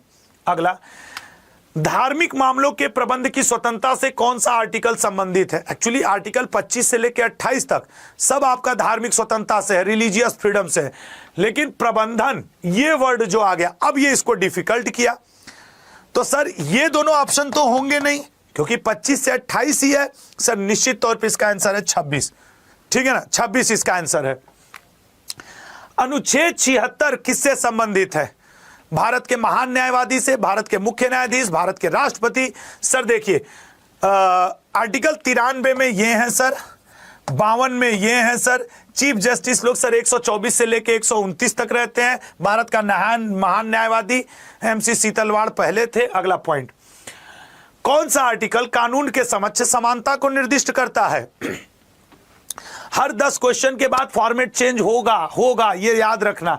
तो सर कानून के समक्ष समानता 14 में है, 16 में अवसर की समानता है, इसी में 16(4) में आरक्षण का जिक्र है, 18 में आपके उपाधियों का अंत है, लेकिन सैन्य और शिक्षा संबंधी उपाधि आप दूसरे देशों से भी ले सकते हैं। आर्टिकल 20 और 21 अभी जो हम लोग पढ़े थे कि सर ये इमरजेंसी में भी सस्पेंड नहीं होगा। भारतीय संविधान का कौन सा अनुच्छेद राज्य कार्यपालिका से संबंधित है? बताइएगा, भारतीय संविधान का कौन सा अनुच्छेद राज्य कार्यपालिका से? 153 से 167 मोस्ट इंपॉर्टेंट है, पिछली बार के पेपर में ये था, आपके याद रखिएगा। मोस्ट इंपॉर्टेंट है ये। कौन सा अनुच्छेद शिक्षा का अधिकार प्रदान करता है? सर शिक्षा का अधिकार आर्टिकल 21A में है। मोहिनी जैन केस में आया था ये निर्णय। 6 वर्ष से लेकर 14 वर्ष तक के बच्चों का अनिवार्य और निःशुल्क शिक्षा की बात की गई है इसमें। नेक्स्ट, सर्वोच्च न्यायालय के मूल क्षेत्राधिकार को किस आर्टिकल में परिभाषित किया गया है? बताओ किस आर्टिकल में? सर मूल क्षेत्राधिकार है 131 में। एक को और याद रखना, 137 जिसमें उसका रिव्यू दिया हुआ है, वो रिव्यू की अपने दिए गए निर्णय को फिर से पुनर्समीक्षा कर सकती है सुप्रीम कोर्ट, वो 137 में है। महत्वपूर्ण अनुच्छेद समाप्त। कल आओगे ना तो फिर कल 10 नए अनुच्छेद कराऊंगा, लेकिन रहना आप सब लोग, आप सेशन मिस मत करना। प्रमुख युद्ध सही से बताओ। सच मस्त टॉपिक लिए हैं ना, और यही 18 टॉपिक डेली 150 से 180 क्वेश्चन आपके आने वाले 5 दिन तक हैं। फिर 5 दिन के बाद मैं शेड्यूल चेंज करूंगा, 200 क्वेश्चन कराना शुरू करूंगा सब्जेक्ट वाइज। प्रमुख युद्ध चलो शुरू कर। एक बार सब लोग लाइक कर दो यार, एक बार सब लोग लाइक। अरे सब तो आंसर बता, 10 में 10 सही। अच्छा अब यहां बताना कि तुम्हारे कितने सही होते हैं। कोप्पम का युद्ध किस वर्ष हुआ था? गुरु पहला क्वेश्चन निगेटिव मार्किंग, नहीं सही होगा तुम्हारा, ही करके दिखाओ। कोप्पम का युद्ध हुआ था लल्ला 1054 में। नहीं याद है तो स्क्रीनशॉट ले लो। वेणी का युद्ध, मैंने जानबूझ करके वो युद्ध लाए हैं जो संभवतः आपको नहीं याद है और पेपर में आया है। तो क्लास की पीडीएफ बहुत इंपॉर्टेंट है, और क्लास की पीडीएफ आपको अड्डा के ऐप पर मिलेगी, उसकी लिंक लगी हुई है। और आज एक टेस्ट सीरीज भी फ्री करने वाला हूं, ऐप डाउनलोड कर लो। लास्ट में करना, अभी रहने दो, लास्ट में करना, मैं लास्ट में आपको दे के जाऊंगा। टेस्ट सीरीज आज 150 रुपए की फ्री कर दूंगा। बक्सर का युद्ध, गुरु ये वाला रटा हुआ है, हाथ रटा हुआ है तो झट से टिक मार के 1764 आगे बढ़ जाओ। अगला, तालीकोटा का युद्ध कब हुआ था? सर तालीकोटा का युद्ध या बनीहट्टी का युद्ध या राक्षसी तांगड़ी का युद्ध या कृष्ण का युद्ध विजयनगर वर्सेस बहमनी हुआ था। विजयनगर की तरफ से तुलु वंश के सदाशिव राय ने लड़ा था और बहमनियों की तरफ से चारों ने मिलकर लड़ा था, बरार गोलकुंडा ये सब, और जीते थे बहमनी। बिलग्राम का प्रसिद्ध युद्ध, सर वो हुमायूं लड़ा था और उसके अगेंस्ट में लड़ा था शेरशाह सूरी। शेरशाह सूरी जीत गया था, 1540 में हुआ था। इसी को कन्नौज का युद्ध कहते हैं। राइट आंसर झिंगा। ठीक है, अगला क्वेश्चन आ जाओ। चौसा का युद्ध सर हुमायूं और फरीद खां के बीच हुआ था, क्योंकि इसी चौसा के युद्ध के बाद फरीद खां ने अपना नाम शेरशाह सूरी रख लिया था, या शेर खां। तो इसका राइट आंसर है आपके सी ऑप्शन 1539। चौसा जो है गंगा और कर्मनासा नदी के बीच का क्षेत्र है। चौसा यूपी बिहार के बॉर्डर पे। पानीपत की पहली लड़ाई कब हुई थी? सर पहली लड़ाई 1526 में हुई थी। बाबर वर्सेस इब्राहिम लोदी हुई थी। इब्राहिम लोदी युद्ध मैदान में मारा गया था। बाबर ने इस युद्ध के बाद बादशाह की उपाधि ली थी, दिल्ली पे गद्दी स्थापित कर दी थी 1526 ईस्वी। अगला, चंदावर की लड़ाई, सर चंदावर की लड़ाई मोहम्मद गोरी और जयचंद के बीच में हुई थी। 1194 में हुई थी। जयचंद हारा था, मोहम्मद गोरी जीता था। सी ऑप्शन, ठीक है, सी ऑप्शन। कलिंग युद्ध किस वर्ष हुआ था? सर कलिंग का युद्ध खारवेल नरेश और अशोक के बीच में लड़ा गया था, 261 बीसी में लड़ा गया था। इसी के बाद अशोक ने बौद्ध धर्म स्वीकार कर लिया था उपगुप्त के माध्यम से। Right answer 261। अगला, हाइडेस पीच की लड़ाई किस वर्ष में हुई थी? सर हाइडेस पीच की लड़ाई या बितस्ता की लड़ाई या झेलम की लड़ाई, ये पोरस वर्सेस सिकंदर हुआ था और सर ये हुआ था 326 ईसा पूर्व में। प्रमुख युद्ध समाप्त। मात्र 10-10 क्वेश्चन है यार, बहुत ज्यादा नहीं मैं लेके आया हूं, 10-10 क्वेश्चन, लेकिन 15 से 18 टॉपिक लेके आया हूं। महत्वपूर्ण किताबें, शुरू करें महत्वपूर्ण किताबें। ये कितने टॉपिक हो गए यार, गिनते रहो। अच्छा इसे 8 टॉपिक हो गए क्योंकि यह 81वां है। मानसरोवर नामक किताब के लेखक कौन है? मानसरोवर नामक किताब के लेखक कौन है? बताओ भैया। मानसरोवर, सर मानसरोवर नामक किताब के लेखक हैं प्रेमचंद जी। नेक्स्ट, मालगुडी डेज के लेखक कौन है? मालगुडी डेज। यार अब इससे ज्यादा मेहनत ना हो पाएगी, तुम देख लेना जितना वेरिएशन रख रख के आपको पढ़ा रहा हूं। सर मालगुडी डेज आर के Narayanan. The ministry of utmost happiness नामक किताब के लेखक कौन है? The ministry of utmost happiness नामक किताब के लेखक कौन है? सर ये है ए ऑप्शन, अरुंधति रॉय। अरुंधति रॉय। अगला, ट्रेन टू पाकिस्तान के लेखक कौन है? ट्रेन टू पाकिस्तान के लेखक कौन है? सर ट्रेन टू पाकिस्तान कहीं है? Khushwant Singh ji. Yes sir, A option, ठीक है ना। अगला, सत्यार्थ प्रकाश नामक किताब किसके द्वारा? जैसे आज 10 क्वेश्चन किताब के कराऊंगा, आने वाले 5 दिन कराऊंगा, 50 इंपॉर्टेंट किताब करवा दूंगा, मजा आ जाएगा आपको, ठीक है ना। इसका आंसर करो। जी मैम। हाँ मधुलिका मैम, बोलिए मैम। क्या नाम है उनका? दिनेश नाम है मैम। मैं लाइव क्लास में हूं। 71 स्टूडियो में, अगर किसी के साथ भेज सकते हैं तो भेज दीजिए। हाँ हाँ ठीक।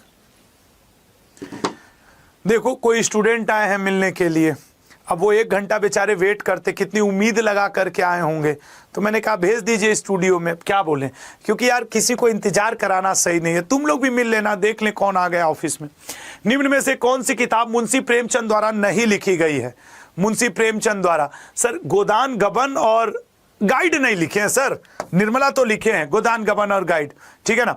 अगला, इट्स अ वंडरफुल लाइफ, वाह क्या लाइफ में चाहिए, एकदम फ्री का माहौल बना हुआ है, नामक किताब किसने लिखा? सर बहुत बढ़िया लाइफ है, रस्किन बॉन्ड की। नेक्स्ट, किताबुल हिंद नामक किताब के लेखक कौन है? किताबुल हिंद। अब देखो जो स्टूडेंट आ रहा होगा वो आया होगा उम्मीद रखे कि आशुतोष सर से मिलना है, अब मैंने बुला लिया है क्लास में, अब उसको एहसास होगा कि क्लास क्या चीज होती है और कमेंट को पढ़ना कितना डिफिकल्ट होता है, ठीक है ना। ए ऑप्शन, अल बरूनी। हर्षवर्धन की जीवनी हर्षचरित्र किसके द्वारा लिखी गई है? हर्षवर्धन की जीवनी हर्षचरित्र किसके द्वारा लिखी गई है? सर एक्चुअली ये लिखा है आपके बाणभट्ट ने। हर्षवर्धन ने भी रत्नावली, नागानंद, प्रियदर्शिका 3 किताबें लिखी है। मेघदूत की रचना किसने की है? सर मेघदूत कह दीजिए, रघुवंशम कहिए, अभिज्ञान शाकुंतलम कहिए, कुमा विक्रमोवर्षियम कहिए, ये सब कौन लिखा हुआ है? कालिदास जी ने, ठीक है ना, कालिदास जी ने। नेक्स्ट, अब महत्वपूर्ण किताबों के 10 क्वेश्चन हो गए। अब आइए सौर मंडल। देखो जियोग्राफी में ये एक ऐसा टॉपिक है वर्ल्ड जियोग्राफी का, कंफर्म तुम्हारे पेपर में क्वेश्चन आना है। तुम जियोग्राफी में कुछ पढ़ के जाओ ना जाओ, सौर मंडल वो ग्रह ग्रह वाला सब जरूर पढ़ के जाना, एक क्वेश्चन रहता है लल्ला। और अगर कुछ ना कर सको तो शाम 7 से 8 लाइव आ जाना 5 दिन, 50 क्वेश्चन इसके, आज 10 करवाऊंगा, 50 हो जाएगा काम, ठीक है ना। सौर मंडल का सबसे बड़ा उपग्रह निम्नलिखित में से कौन है? बताइएगा। सर सौर मंडल का सबसे बड़ा उपग्रह है डी, गैनीमेड, बृहस्पति का है, जुपिटर का उपग्रह है। सौर मंडल के बाहर सीरियस नामक चमकीले तारे को क्या कहा जाता है? ठीक है ना, बताओ। The brightest star outside the solar system called serious, उसको आप अन्य किस नाम से जानते हो? सर उसको हम लोग कहते हैं डॉग स्टार। ओहो, हमारे सौर मंडल का सबसे निकटतम तारा कौन सा है? अल्फा सेंचुरी या फिर बीटा सेंटारियुरी नहीं है, सेंचुरी होगा, ठीक है ना, सी ऑप्शन, प्रोक्सिमा सेंचुरी, ये सेंचुरी इसको पढ़ना, सेंटारियो नहीं है, सेंचुरी है। निम्नलिखित में से कौन सा सौर परिवार से संबंधित नहीं है? एस्ट्रॉइड, कॉमेट्स, प्लेनेट्स या नेबुला? सोच के आंसर करो। मैं चलो 1 मिनट दे दिया यहां पे, सोच के आंसर करो कि निम्नलिखित में से कौन सा सौर परिवार से संबंधित नहीं है। सर सौर परिवार से संबंधित नहीं है, निहारिका, नेबुला निम्न में से कौन सा ग्रह सौर मंडल, ये क्वेश्चन जानते हो मुझे कैसे याद है, हम लोग जब इंजीनियरिंग टाइम पे थे तो एक निहारिका थी, हम लोग के ग्रुप से अलग रहती थी, तो हम लोग के ग्रुप में नहीं थी वो, तो निहारिका अलग हो गई सौर मंडल से। निम्न में से कौन सा ग्रह सौर मंडल का नहीं है? फ्लोरिडा, बुध, शुक्र, शनि। अच्छा, तुम इतना दिन से जियोग्राफी पढ़ रहे हो, कभी पढ़े हो कि फ्लोरिडा नाम का कोई ग्रह है? ये तो सर अमेरिका में एक जगह का नाम है। सही कह रहे हैं कि नहीं? अगला, सबसे चमकीला ग्रह कौन सा है? सर फेयर एंड लवली लगाने के बाद तो हम ही लोग चमकीले हैं, लेकिन आप चमक के जरा दिखाइए, चमक के जरा दिखाइए। राइट आंसर हो जाएगा सी ऑप्शन, शुक्र या वीनस। नेक्स्ट, सौर मंडल का सबसे गर्म ग्रह कौन सा है? सौर मंडल का सबसे गर्म ग्रह कौन सा है? साथ में लेते भी जाना। आइए आइए सर, आइए, कहां से आए हैं आप? आओ आओ आओ आओ, बस यही वाला क्वेश्चन देखो करवा दे, तब तक तुम देखो जरा आनंद लो कि कैसे क्लास चलती है, समझ रहे हो? बस 2 क्वेश्चन करवा के तुमसे मिलने लल्ला। बैठो बैठो। पृथ्वी अपने अक्ष पर घूमती है। भाई अब कोई अगर आपका स्टूडेंट झारखंड से आपसे मिलने आया हो तो समय तो देना बनता है, और वो मैं दूंगा क्योंकि मैं अपने छात्रों का ही सबसे ज्यादा रिस्पेक्ट करता हूँ। बाकी सब बातें किनारे। सुमो मेरे भाई, तब तक इसमें गर्म पानी, गर्म थोड़ा मिक्स टाइप करके, ठीक है ना? बी ऑप्शन, साउथ से। पृथ्वी अपने अक्ष पर घूमती है दक्षिण से। आकार की दृष्टि से सौर मंडल में पृथ्वी का कौन सा स्थान है? आकार की दृष्टि से सोचो, तुम देख लेना तुम्हारे एसएससी रेलवे के पेपर में अगर ये झलक न जाए तो सर ये है आपके 5वां 100वां क्वेश्चन के बाद मैं 2 मिनट, 6 छात्र आए, आप भी मिलिए हम भी मिले। फिर किस ग्रह को नीला ग्रह, वो तो हनी सिंह सिखा के चले गए, आज ब्लू है पानी पानी, अब ब्लू है पानी पानी तो कहां पे है? पृथ्वी पर है सर, ये ऑप्शन, ठीक है ना? हरा ग्रह, नीला ग्रह, काला ग्रह, सफेद ग्रह, लाल ग्रह, जीवन में कई ग्रह, घर के बगल में 4 ठो ग्रह रहते हैं। ससुरे तुम्हारे लड़कवा का कंपटीशन में नहीं हो रहा है का? वो भी तो ग्रह हैं, उनको भी तो जवाब देना है। सर 100 क्वेश्चन हो गए। प्रमुख आंदोलन और संस्थाएं। आइए सर दिनेश सर, आइए आइए, हिचकिचाइए मत, आइए पहले, अरे पैर मत छू, गले लग लेते हैं, ठीक है? तो ये बताओ, अच्छा बताओ, तुमको कैमरे के सामने आके कैसा लग रहा है? अच्छा लग रहा है सर। मजा आ रहा है? झारखंड में कहाँ से हो? गिरिडीह डिस्ट्रिक्ट से। गिरिडीह, यहाँ पे तो जैन लोगों का वो भी है ना, पवित्र स्थल भी गिरिडीह माना जाता है ना। एक दिन हम पढ़ाए थे तो याद है। तो कैसे आज अड्डा के ऑफिस कैसे आना हुआ? सर आए थे एक बार और भी हम, तो उस दिन आपसे मुलाकात नहीं हुई थी क्योंकि आप दिल्ली चले गए थे। अच्छा, आज 8 बजे के बाद आते हम, फिर स्कूटी स्टार्ट करके फुर्र हो जाते, ठीक है? तो यहाँ झारखंड से आप दिल्ली आए, तो यार प्राउड ऑफ यू यार, मतलब मजा आया तुमसे मिल करके। तो अच्छा देखो, तुम भी आए हो तो ना, देखो कमेंट कितना तेज चल रहा है ना? जी सर, हम भी कमेंट कर रहे थे। हाँ, तो तुम बताओ हम कैसे पढ़ लें इतने तेज कमेंट को? जा तुम पढ़ के दिखाओ 5 ठो कमेंट, कोई पढ़ के दिखाओ तुम 5 ठो कमेंट। तुम क्या कमेंट कर रहे थे कि सर मैं बाहर बैठा हूँ? नहीं नहीं, काहे चीज की तैयारी में लगे हो? जीडी, एमटीएस, रेलवे, क्या तैयारी कर रहे हो? हम तो सीजीएल का कर रहे हैं सर। सीजीएल, हाँ, और आईबीएस भी, मतलब आईबीओबी का एग्जाम देते रहते हैं। हाँ, उसका भी पेपर, मतलब क्या बोलते हैं सर, चलो भूल गए, ये होता है, स्क्रीन पे आने के बाद ही बात होता है, ठीक है ना? कोई दिक्कत नहीं है। वो भी निकल चुका है फर्स्ट पेपर। अच्छा, आईबी वाला फर्स्ट पेपर निकल चुका है। हाँ, अच्छा, आईबी वाला जो IBACIO का आया था, हाँ। उसमें हमसे पढ़े हो क्या? जी जी जी। हाँ, मैं समझ गया, 1 से 1.5 जिस बैच में हम पढ़ाते थे, पेड बैच और यूट्यूब ना। जी जी जी। तो उसका सेकंड पेपर कब है? अभी तो शायद उसका भी रिजल्ट आ गया शायद, हमको पता नहीं, हमें रिजल्ट तो पता करा कहाँ यहाँ खड़ा हुआ। अच्छा, गिरिडीह में लोकल लैंग्वेज में कैसे बोलते हैं? जैसे तुमको मान लो ये बोलना होगा, अरे तनी ध्यान से पढ़ ला जा, इस बात को बोलना हो तो कैसे बोलोगे? बोल के दिखाओ। जैसे झारखंडी में हाँ खोरठा बोलते हैं सर। खोरठा, हाँ, वहाँ की भाषा है। हाँ। तो तुम खोरठा भाषा में बोलो कि ससुर लोग पढ़ला नहीं तो एमटीएस न निकली, बोलो तो जरा। ससुर लोग पढ़ला। हाँ, ये तो हम बोले नहीं सर, ऐसा ही है। अच्छा, खोरठा यही है? हाँ हाँ, ये तो भोजपुरी, ये तो बनारस में बोला जाता है। नहीं सर, पढ़ला नहीं तो मतलब एग्जाम, मतलब एमटीएस न निकली। हमको भी नहीं आता है सर खोटा, क्योंकि हम भी नहीं रहे उतना गाँव में। अरे कोई बात नहीं, एकदम मतलब। तो देखो भैया, हाँ, ये हमारे एक छात्र जो झारखंड से मुलाकात करने चले, अब चूंकि हम आधा पौन घंटा पढ़ाते, उससे अच्छा है कि थोड़ा मिल लें और बातचीत कर लें। तो दोस्त, अभी आप दिल्ली में ही हो ना? हाँ, दिल्ली में है, मतलब कल निकल जाएंगे। कल झारखंड हाँ ट्रेन कौन सी है, कौन सा ट्रेन का रिजर्वेशन है? रिजर्वेशन है। ऐसा निकल लोगे? हाँ फ्लाइट। अरे फ्लाइट है, देखा मेरा छात्र फ्लाइट से उड़ रहा है, हम स्कूटी से फुर फुर। आज पेट्रोल भी खत्म हो गया था। नहीं सर, पापा का मतलब कुछ फाइल लेके आए थे। जुगाड़ भैया। पापा कहाँ जॉब करते हैं? इनकम टैक्स में है सर। अरे ये पैसा बचा लो। देखे पापा इनकम टैक्स में है, लड़का फ्लाइट से उड़ रहा है, तैयारी आईबी का हो रहा है, और गुरुजी स्कूटर पे चल रहे हैं। टी शर्ट देख लो फट गया है। अच्छा नहीं फटा है, ठीक है ना। तो ये सारी स्थिति है। तो बेटा तुम ना 10-15 मिनट वेट करो, चाय इनको कॉफी और चाय कैंटीन में बैठा के पिलाओ, हम आते हैं, ठीक है ना? ठीक है, कैंटीन में रहना, मैं आ रहा हूँ, ठीक है। तो चलो भैया, ये थे हमारे एक स्टूडेंट जो कि आए थे झारखंड से मिलने, तो थोड़ा इनसे मुलाकात हो गया, थोड़ा माहौल बन गया। अब चलो अपने मुद्दे पे आ जाते हैं। प्रमुख आंदोलन और संस्थाएं। पहला क्वेश्चन आने दो भैया, चलो चलो चलो, अब सीरियस हो जाओ, हट हट, इधर उधर की बात नहीं। चलो, महात्मा गांधी ने सबसे पहले किस आंदोलन का नेतृत्व किया था? सर 9 जनवरी 1915 को वो भारत आए थे, और उसके बाद आकर के उन्होंने जो सबसे पहले आंदोलन किया था चंपारण में। हालांकि चंपारण आंदोलन को राजकुमार शुक्ला ने शुरू किया था। अब आंदोलन वाले क्वेश्चन 10 आएंगे। महात्मा गांधी ने सविनय अवज्ञा आंदोलन कब शुरू किया था? सविनय अवज्ञा आंदोलन कब शुरू किया था? तो महात्मा गांधी ने सविनय अवज्ञा आंदोलन 1930 में। गांधी जी द्वारा नमक सत्याग्रह। आज तुमको गांधी जी दिखेंगे, लेकिन जब कल आओगे तो और भी बहुत सारे आंदोलन, 50 आंदोलन पढ़ाऊंगा, एक तो आएगा ही आएगा। सर नमक सत्याग्रह, बी ऑप्शन 1930। असहयोग आंदोलन के दौरान गांधी जी ने किस उपाधि का परित्याग किया था? असहयोग आंदोलन के दौरान गांधी जी ने, सी ऑप्शन, कैसर ए हिंद, ठीक है ना, किस उपाधि का त्याग किया था? तो कैसर ए हिंद। अगला, भारत छोड़ो आंदोलन, इसी को अगस्त क्रांति भी कहते हैं, किसके द्वारा शुरू किया गया था? सर गांधी जी के द्वारा।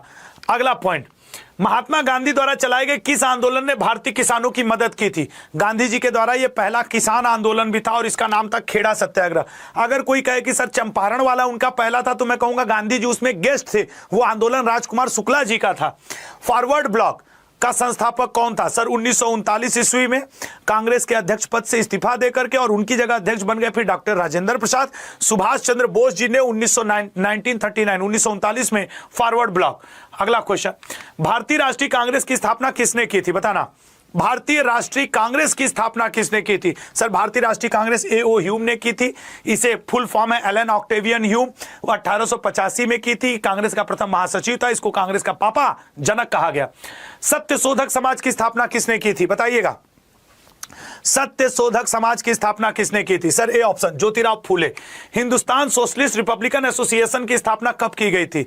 Hindustan socialist Republican association. Sir Hindustan socialist Republican association 1928 में नई दिल्ली में फिरोजशाह कोटला मैदान में भगत सिंह जी और चंद्रशेखर आजाद जी ने मिलकर के की थी। प्रमुख आंदोलन और संस्थाएं समाप्त। अब शुरू होता है विटामिन एंड डिजीज। एक बात, जितने लोग मुझे देख रहे हो, मैं जो जो टॉपिक सेलेक्ट किया हूं, सच बता दो, क्या ये एसएससी रेलवे के लिए शानदार टॉपिक नहीं सेलेक्ट किया हूं? क्योंकि मुझे यह भी पता है कि तुम रेलवे का भी फॉर्म भरे हो, यह भी मुझे कंफर्म है।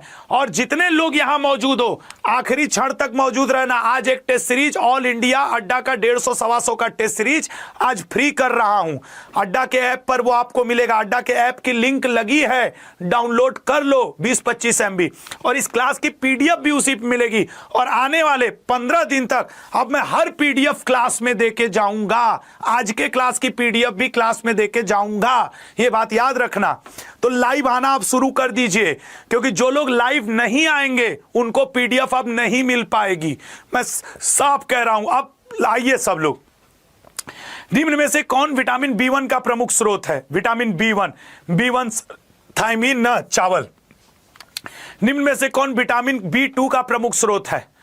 बताओ। विटामिन B2, विटामिन B2 का प्रमुख स्रोत है अंडे। हाँ अंडे, ठीक है ना, अंडे प्रमुख स्रोत हैं।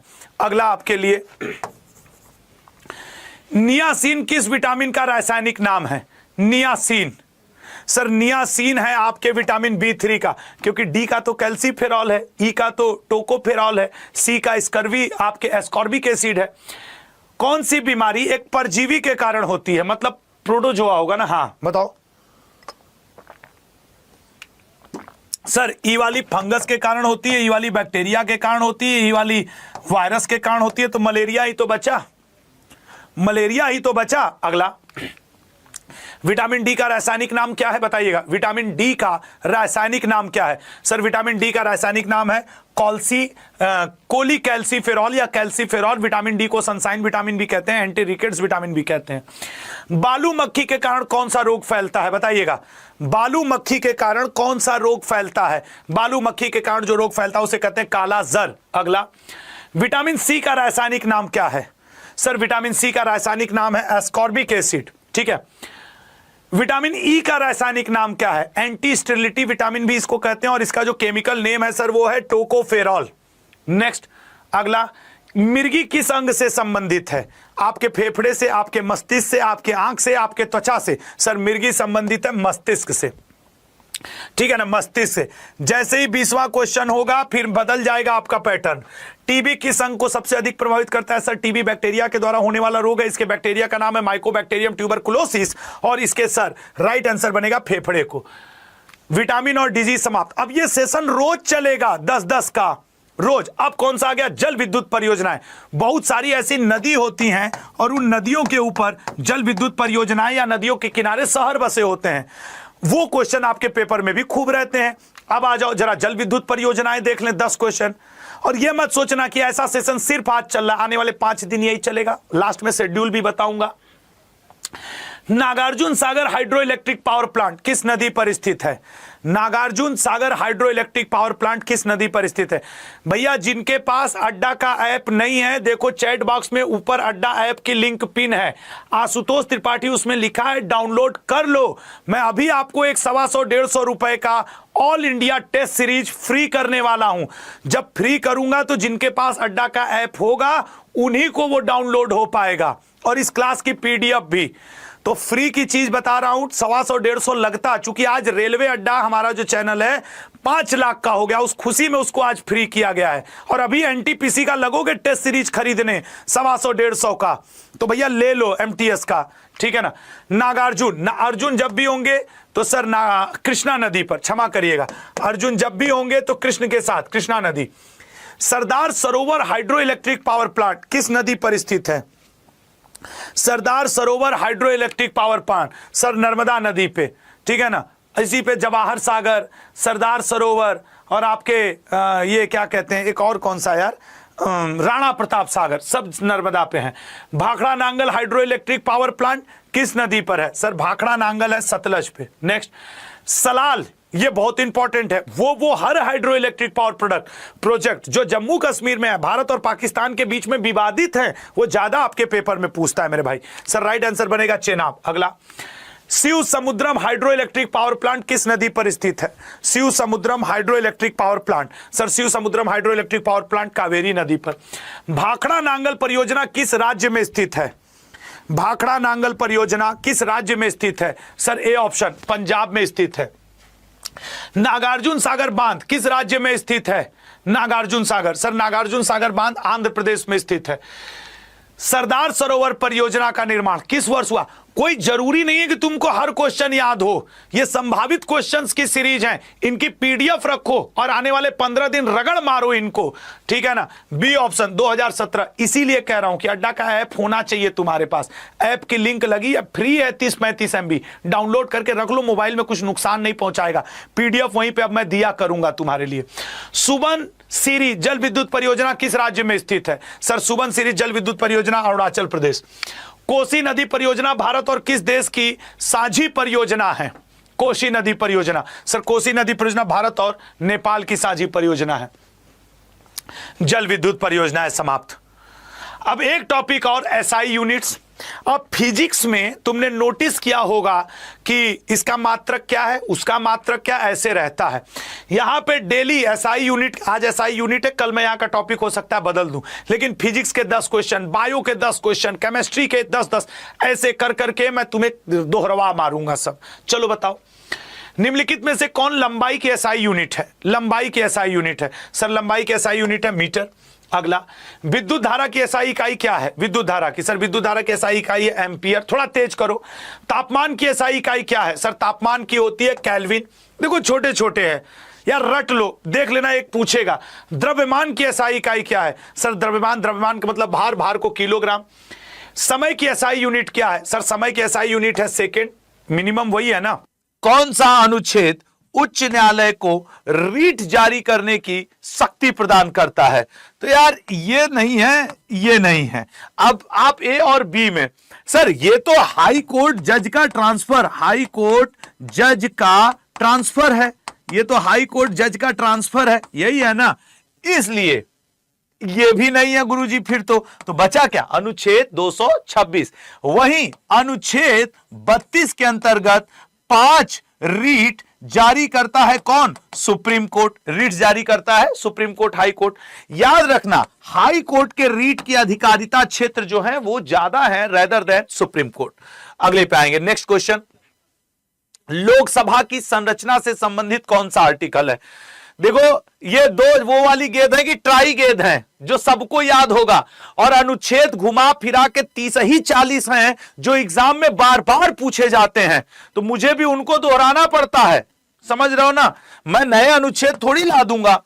सर लोकसभा की संरचना, सर 79 में संसद की संरचना की बात की गई है कि संसद, और 80 में सर राज्यसभा की संरचना, और लोकसभा की सर 81 में की गई है, ठीक है ना।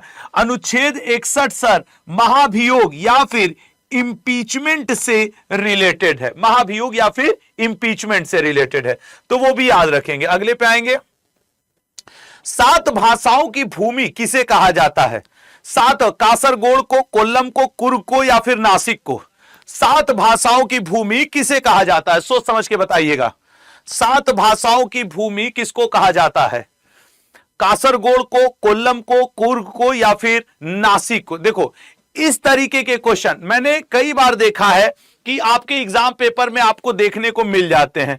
अब उसके बाद कई स्टूडेंट उसमें परेशान होते हैं, गुरुजी कितना जीके पढ़े, कहां से पढ़े?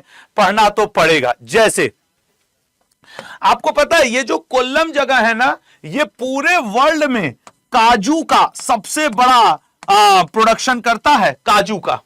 इसीलिए इसको हम लोग विश्व की काजू की राजधानी भी कहते हैं। विश्व की काजू की राजधानी, विश्व की काजू की राजधानी कौन है आपके? कोल्लम नंबर 1 पे है। जबकि कुर्ग को हम लोग भारत का स्कॉटलैंड, भारत का स्कॉटलैंड भी कहते हैं। स्कॉटलैंड, भारत का स्कॉटलैंड हम लोग कुर्ग, ये कर्नाटक में पड़ता है। नासिक जो है वाइन की राजधानी, दारू की राजधानी है नासिक। अब जो लोग वाइन पीते हैं एकदम खुश हो गए, गुरुजी ये बहुत बढ़िया क्वेश्चन पढ़ा है, वाइन की राजधानी, ठीक है ना, वाइन की राजधानी नासिक। ये आपके ग्रुप डी का भी क्वेश्चन है, एनटीपीसी का भी है, एमटीएस का भी है। ये वाइन की राजधानी कई बार पूछा हुआ है। और राइट आंसर क्या है सर? कासरगोड। मैं लिख के देता हूं, आप मेरे पूरे क्लास में बहुत सारे ऐसे फैक्ट्स देखोगे, प्रीवियस ईयर के क्वेश्चन देखोगे एसएससी रेलवे के, जो आपको मजा दे देंगे, ठीक है। जितने लोगों का ग्रुप डी का एग्जाम है लगे रहिए, जीएस सेम है, हम सब साथ हैं। बुला चौधरी किस खेल से संबंधित? अड्डा 247 के साथ ग्रुप डी के लिए लगे रहो, ये मैं बार बार कहूंगा। हमारे साथ लगे रहिए, हमारी टीम के साथ लगे रहिए, अच्छा होगा रिजल्ट। बुला चौधरी किस खेल से संबंधित है? देखो अब जिम्नास्टिक से दीपा कर्मकार का नाम, ठीक है ना, दीपा जो आपके कर्मकार, ठीक है ना, कर्माकर, दीपा कर्माकार का नाम, हम कर्मकार बोलते रहते हैं। बुला चौधरी तैराकी से, कराटे से आपके भाविशा जी का नाम ले लीजिए, टेबल टेनिस से अचत शरत कमल जी का नाम लीजिए। अगले पे आएंगे सर, देखेंगे अगला क्या है। आवर्त सारणी में कुल धातुओं की संख्या कितनी है? मैंने एक बार ऐसा कोई क्वेश्चन कराया था, भले 1 महीना पहले कराया हो या 1.5 महीना पहले, मुझे याद नहीं है, लेकिन ऐसा क्वेश्चन एक हुआ है जरूर। और तब मैंने बताया था कि याद रखना उपधातु तत्व, जितने भी उपधातु तत्व हैं उनकी संख्या आवर्त सारणी में 7 है। उपधातु तत्व, रेलवे वालों भैया तुम्हारे लिए ये बहुत जरूरी इंफॉर्मेशन है। उपधातु तत्व की अगर बात करें, अगर हम लोग बात करें कि सर जैसे आवर्त सारणी में अधातु, अधातु की संख्या कितनी है? तो अधातु की संख्या आवर्त सारणी में 20। पूछा क्या है? धातु की संख्या। धातु की संख्या कितनी है सर? 91। धातु की संख्या 91। देखो अभी कितने 7 डी कुछ, मतलब देखो इतना पढ़ाने बोलने के बावजूद गलत होता है। अब उसके लिए हम क्या करें, ठीक है ना। चलो अगला क्वेश्चन देखो, भारतीय संविधान के किस अनुच्छेद के तहत सिख भाइयों द्वारा कृपाण पहनना धार्मिक स्वतंत्रता का अधिकार माना गया है? देखो, धार्मिक स्वतंत्रता के अधिकार की बात हमारे संविधान के भाग 3 में पार्ट 3 में आता है। हाँ सर, पार्ट 3 में आता है, ठीक है, पार्ट 3 में आता है। पार्ट 3 को हम लोग कॉर्नर स्टोन, ठीक है ना, corner stone of Indian constitution भी कहते हैं। पार्ट 3 को हम लोग बताया हूं ना, Magna carta of Indian constitution भी कहते हैं। Magna carta of Indian constitution, ठीक है ना, ये भी कहते हैं। राइट आंसर क्या बनेगा लल्ला? राइट आंसर बनेगा बी ऑप्शन, अनुच्छेद 25। 25 से लेकर 28 तक धार्मिक स्वतंत्रताओं का ही उल्लेख है। जर्मन अंतरिक्ष एजेंसी का क्या नाम है? जैसे कि हर देश की एक अपनी अंतरिक्ष एजेंसी है, जैसे वो जो आपके जर्मन एरोस्पेस सेंटर है, उसकी भी स्थापना 1969 में ही हुई थी। इसी वर्ष भारत के भी एक बहुत महत्वपूर्ण संस्था की स्थापना हुई थी। सर इसरो तो नहीं, हाँ। और जर्मन अंतरिक्ष एजेंसी का नाम है DLR, जबकि भारतीय अंतरिक्ष एजेंसी का नाम है इसरो। जापान की अंतरिक्ष एजेंसी का नाम है जाक्सा, हम लोग बात किए हैं। CNES और रॉसकॉस्मोस सर रूस की अंतरिक्ष एजेंसी का नाम है, और सर CNES फ्रांस की अंतरिक्ष एजेंसी का नाम है। अब अगर यहीं पे पूछ दे जाक्सा की स्थापना जापान ने किस वर्ष की थी? जैसे इसरो की स्थापना है, DLR की है, CNES जो कि फ्रांस की रक्षा एजेंसी है, उसकी स्थापना कब हुई? सर इसकी स्थापना हुई थी 1961 में। जाक्सा की स्थापना हुई थी 2003 में, और रूस ने 1992 ईस्वी में किसकी स्थापना की थी आपके सर? रॉसकॉस्मोस की स्थापना की थी। राइट आंसर है DLR, जिसे हम लोग जर्मन स्पेस एजेंसी के नाम से भी जानते हैं। हाँ भैया, यूपी में होमगार्ड की वैकेंसी आई है करीब 41,000। IB में MTS की वैकेंसी आई है, वही सब कुछ है। मैं तो सोच रहा हूं IB MTS शुरू कर दिया जाए दोपहर में, यूपी होमगार्ड आपके लिए पैरेलली शुरू कर दिया जाए, क्योंकि बहुत सारे यूपी के लड़के होंगे जो भरेंगे, ठीक है। आज तारीख हो गई 19 नवंबर, शायद 22 नवंबर से IB MTS का फॉर्म भरा जाना शुरू होगा। आज 19 नवंबर से यूपी होमगार्ड का फॉर्म भरा जाना शुरू हो गया है, तो थोड़ा यार देख ताक के जिसको भरना हो भर दो, ठीक है। अच्छा सर आइए, पेलाग्रा किस विटामिन की कमी से होता है? जैसे विटामिन ई की कमी हो जाए तो भैया एंटी स्टेरिलिटी, नपुंसकता हो जाता है। सर विटामिन डी की कमी हो जाए तो कैल्शियम की कमी हो गई तो रिकेट्स, ऑस्टियोपोरोसिस नाम का रोग हो जाता है। सर विटामिन B2 अगर कम हो जाए तो किलोसिस नामक डिजीज होती है, किलोसिस नामक डिजीज हो जाती है। वहीं मेरे लल्ला B3 ये भी एक प्रकार का मतलब बाझपन, ठीक है ना, बाझपन, पुत्र न पैदा होने वाली स्थिति ला देता है। और B5 इसका राइट आंसर है पेलाग्रा। पेलाग्रा को हम लोग 4D सिंड्रोम के नाम से भी जानते हैं। किस नाम से लल्ला? 4D सिंड्रोम के नाम से भी जानते हैं। वहीं B6 को हम लोग, ये B6 हो या फिर लल्ला B12 हो, इन दोनों की कमी से होने वाला रोग एनीमिया है, ठीक है ना। विटामिन ए की कमी से होने वाला रोग रेटिनॉल, विटामिन सी की कमी से होने वाला रोग स्कर्वी। आप विश्वास करो, आज नहीं, कंपटीशन का जमाना अंग्रेजों के समय से वही भारत में कंपटीटिव माहौल लाए थे। मैं कसम से कह रहा हूं, तब से चाहे SSC हो चाहे रेलवे, जब से इनका कंपटीशन हो रहा है। विटामिन की कमी से होने वाले रोग, वसा में घुलनशील विटामिन और आपके पानी में घुलनशील विटामिन की खोज किसने की? ये खूब आता है, खूब मतलब खूब आता है। तो राइट आंसर क्या बना सर? C option. वेनिला उत्पादन में अग्रगणी। भाई देखो, ऐसा नहीं होगा कि खाली तुमसे चावल, गेहूं, मूंगफली, दलहन, तिलहन पूछेगा कि क्या क्या बोल दिए सर आप। चावल के उत्पादन में नंबर 1 कौन? दुग्ध के उत्पादन में नंबर 1 कौन? गेहूं के उत्पादन में नंबर 1 कौन? ठीक है ना। तिलहन के उत्पादन में नंबर 1 कौन? दलहन के उत्पादन में नंबर 1 कौन? सोयाबीन के उत्पादन में नंबर 1 कौन? यही खाली सोयाबीन के उत्पादन में, या फिर मेरे लल्ला गन्ना के उत्पादन में नंबर 1 पे कौन? सब्जी के उत्पादन में नंबर 1 पे कौन? या फिर फल के उत्पादन में नंबर 1 पे कौन?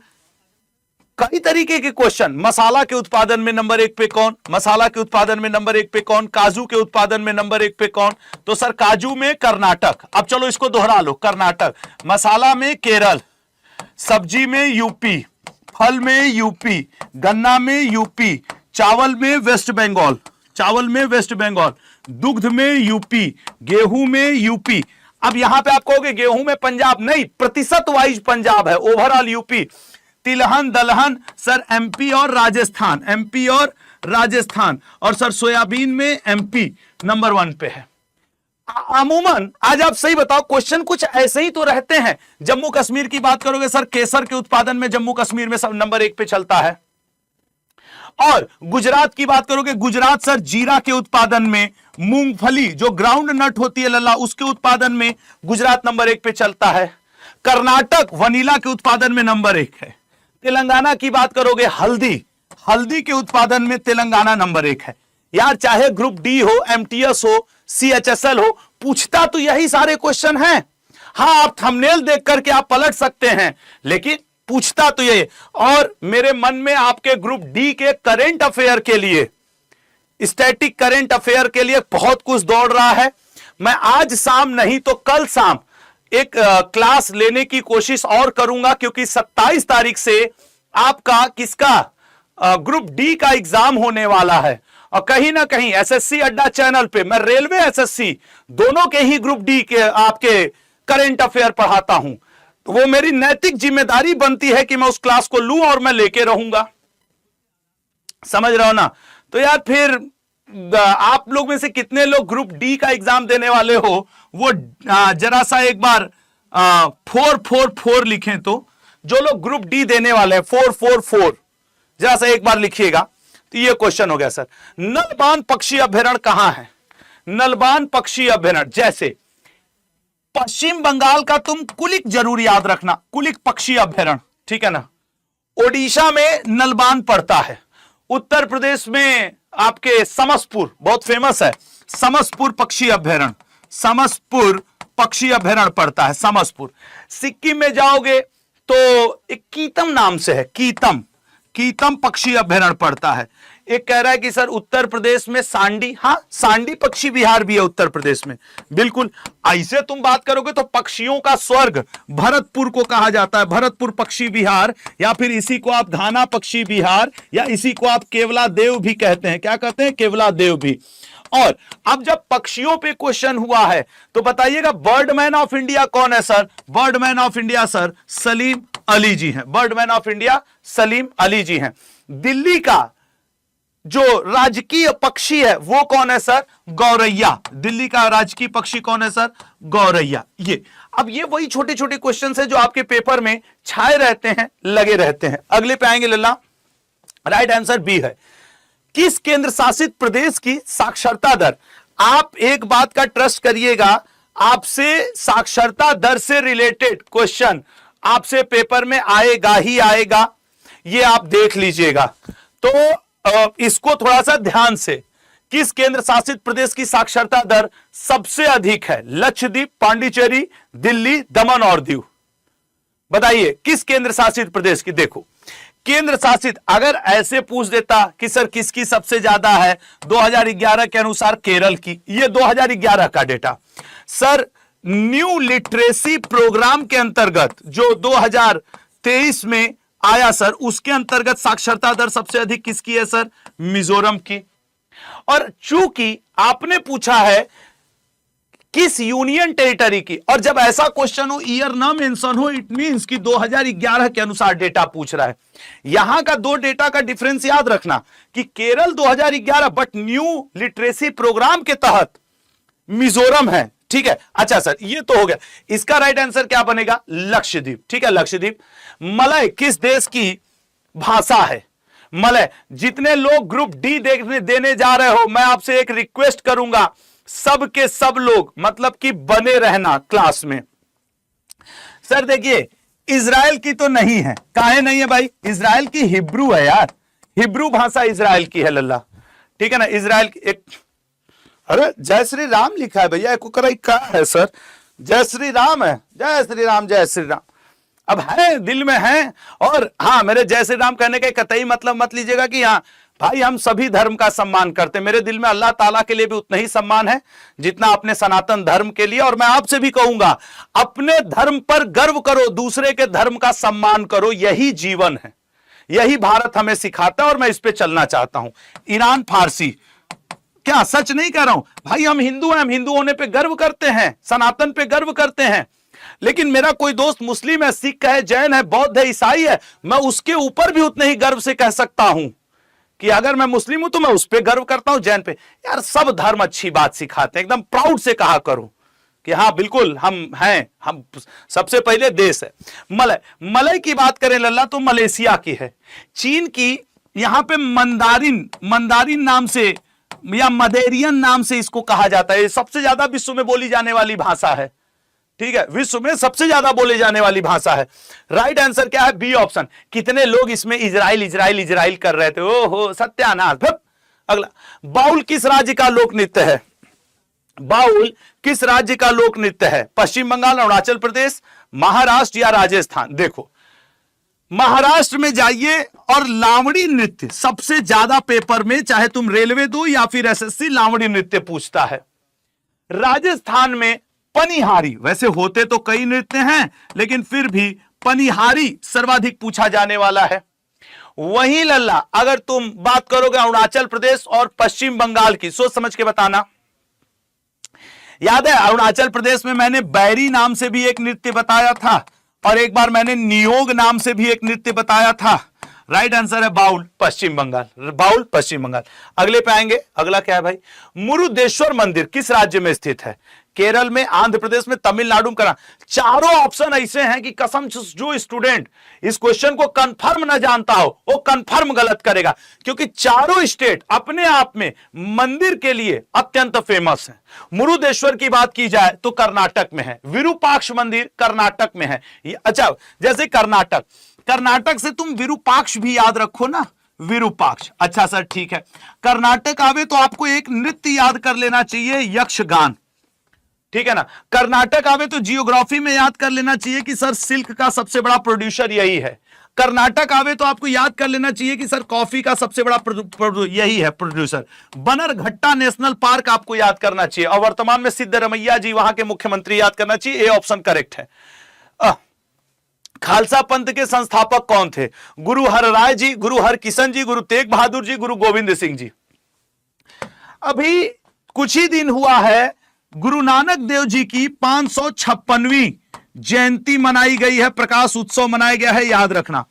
और आज कह दे रहा हूं एक बात, वो ये आपका आरआरबी ग्रुप डी हो, सीएचएसएल हो या कि एमटीएस हो, एक चीज बहुत रगड़ के याद रखना, 150वीं, जो सुबह करंट अफेयर के स्टूडेंट हैं जानते हैं, 150वीं वर्षगांठ इस बार वंदे मातरम की मनाई गई है और 150वीं जयंती इस बार मनाई गई है भगवान बिरसा मुंडा के जयंती को 15 नवंबर, ठीक है ना। तो ये दोनों पॉइंट में से मैं लिख के कह रहा हूं, एक नंबर आपके पेपर में आएगा, हैशटैग रेलवे, हैशटैग आपके अन्य कोई एग्जाम, जो आप एसएससी का मान लो, रेलवे का मान लो या फिर कोई अन्य मान लो, तुम लिख लेना। मैं इसी बोर्ड से कहता हूं, इन दो में से एक बात पूछना जरूर है आपसे। अब वो स्टैटिक में पूछेगा कि करंट में, भगवान जाने, यह मुझे नहीं पता। सर राइट आंसर है डी, गुरु गोविंद सिंह जी। हाल ही में जस्टिस सूर्यकांत जी भारत के कौन से मुख्य न्यायाधीश नियुक्त किए गए? ये ग्रुप डी में पूछ देगा, तुम देख लेना। ग्रुप डी और एमटीएस के पेपर में रहेगा सूर्यकांत जी का। सर ये 53वें नियुक्त किए गए हैं। किसकी जगह ले लिए sir? Sir B R Gavai ji की, बी आर गवई जी की जगह इनको 53वां नियुक्त किया गया है। एकदम लल्लन टॉप बात है। अच्छा, मुझे एक आपसे, चीफ जस्टिस से आपसे 4 से 5 क्वेश्चन पूछ सकता है, बोलेगा जब 1773 के रेगुलेटिंग एक्ट के अंतर्गत कलकत्ता में हाई कोर्ट बना तब चीफ जज कौन थे? जब 1937 में भारत में पहला फेडरल कोर्ट बना तब चीफ जस्टिस कौन थे? जब 1951 में हमारे 51-52 में सुप्रीम कोर्ट की स्थापना हुई तब चीफ जस्टिस कौन थे? और आज 2025 में, मुझे नहीं पता कि ये लेक्चर आप कब सुनेंगे क्योंकि जज तो आजकल 3-3 4-4 महीने बदल जा रहे हैं, तब चीफ जस्टिस कौन है? 73 वाले में इलीजा इम्फे को याद रखना, 1937 वाले में मॉरिस गैवियर, ठीक है ना, मॉरिस गैवियर को, रेलवे का एसएससी का उठा के देखना, ये पूछता जरूर है, मॉरिस गैवियर को। 1951 वाले में हीरालाल जे कानिया को याद रखना, हीरालाल जे कानिया जी को। और 2025 में चूंकि आज की बात कर रहे हैं तो सूर्यकांत जी, हो सकता है आप ये लेक्चर 6 महीना बाद सुने तब ये नाम बदल गया हो, लेकिन अभी तो यही है, ठीक है। राइट आंसर सर, इसका क्या क्वेश्चन था? अच्छा हाँ 53 में, ये तो आंसर हम लोग कर चुके भाई, क्षमा करिएगा। फ्रीडम इन एक्साइल किसकी पुस्तक है? अभी बुकर पुरस्कार दिया गया है, साहित्य पुरस्कार दिया गया है।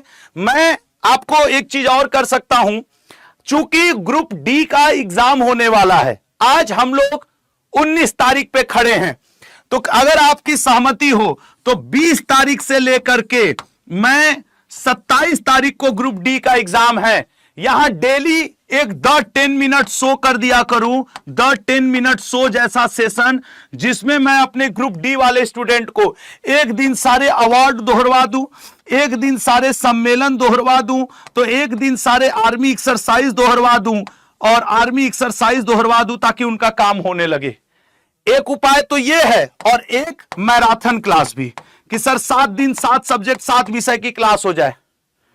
ये 2 चीजें हैं जिनको मैं करना चाह रहा हूं। जैसे अब मेरे मन में क्या आ रहा है कि क्यों ना 21 तारीख से लेकर के 27 तारीख तक, चाहे मेरे थंबनेल पे एमटीएस लिखा हो, जीडी लिखा हो, मैं आपके लिए एक दिन हिस्ट्री, एक दिन पॉलिटी, एक दिन जियोग्राफी के बेस्ट 150 क्वेश्चन रेलवे ओरिएंटेड करवा दूं, क्योंकि आप में से बहुत सारे स्टूडेंट का एग्जाम होगा।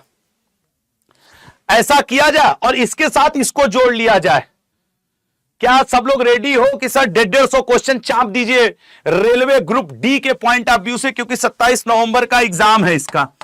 तो मैं चाहूंगा कि मेरी टीम तो ग्रुप डी पढ़ा ही रही है, थोड़ा मेरा भी उसमें सहयोग हो जाए भाई। और ऐसा नहीं है कि तुम लोग को ये हिस्ट्री पॉल, अभी सीएचएसएल के समय मैंने दोहरवाया था सीएचएसएल के लेवल का, अब सोच रहा हूं ग्रुप डी के लेवल का, वो भी 10वीं का एग्जाम है, एमटीएस भी 10वीं का एग्जाम है, जीडी भी 10वीं का एग्जाम है। तो अगर आप सभी की सहमति हो, 1 मिनट दे देना लुक जा, अगर आप सबकी सहमति हो कि हाँ सर 100 क्वेश्चन या 150 क्वेश्चन वाला फॉर्मेट लाइए, एक दिन हिस्ट्री, एक दिन पॉलिटी, एक दिन जियोग्राफी, एक दिन स्टैटिक जीके, एक दिन साइंस, ऐसे करके, और एक दिन करंट अफेयर, तो सर ये 1 2 3 4 5 6 और एक दिन मिक्स, एक दिन मिक्स, जैसे ये 20 तारीख को, ये 21 को, ये 22 को, ये 23 को, ये 24 को, ये 25 को और ये 26 को, कुछ ऐसा चापा जाए क्या? अगर सब लोग रेडी हो तो 7 दिन 7 बजे 7 विषय लेके आ जाओ। कल से 7 दिन 7 बजे 7 विषय, सबका ग्रुप डी होगा ना कल से 7 दिन तक। और हमारे जो एमटीएस और जीडी वाले स्टूडेंट हैं उनका तो बहती गंगा में हाथ धोने जैसा होगा, और हमारे रेलवे ग्रुप डी वालों के लिए अपने आप में यह मजेदार हो जाएगा कि हाँ सर ठीक है, रहेगा वही थंबनेल, थंबनेल से क्या फर्क पड़ता है, थंबनेल की ऐसी की तैसी, ठीक है।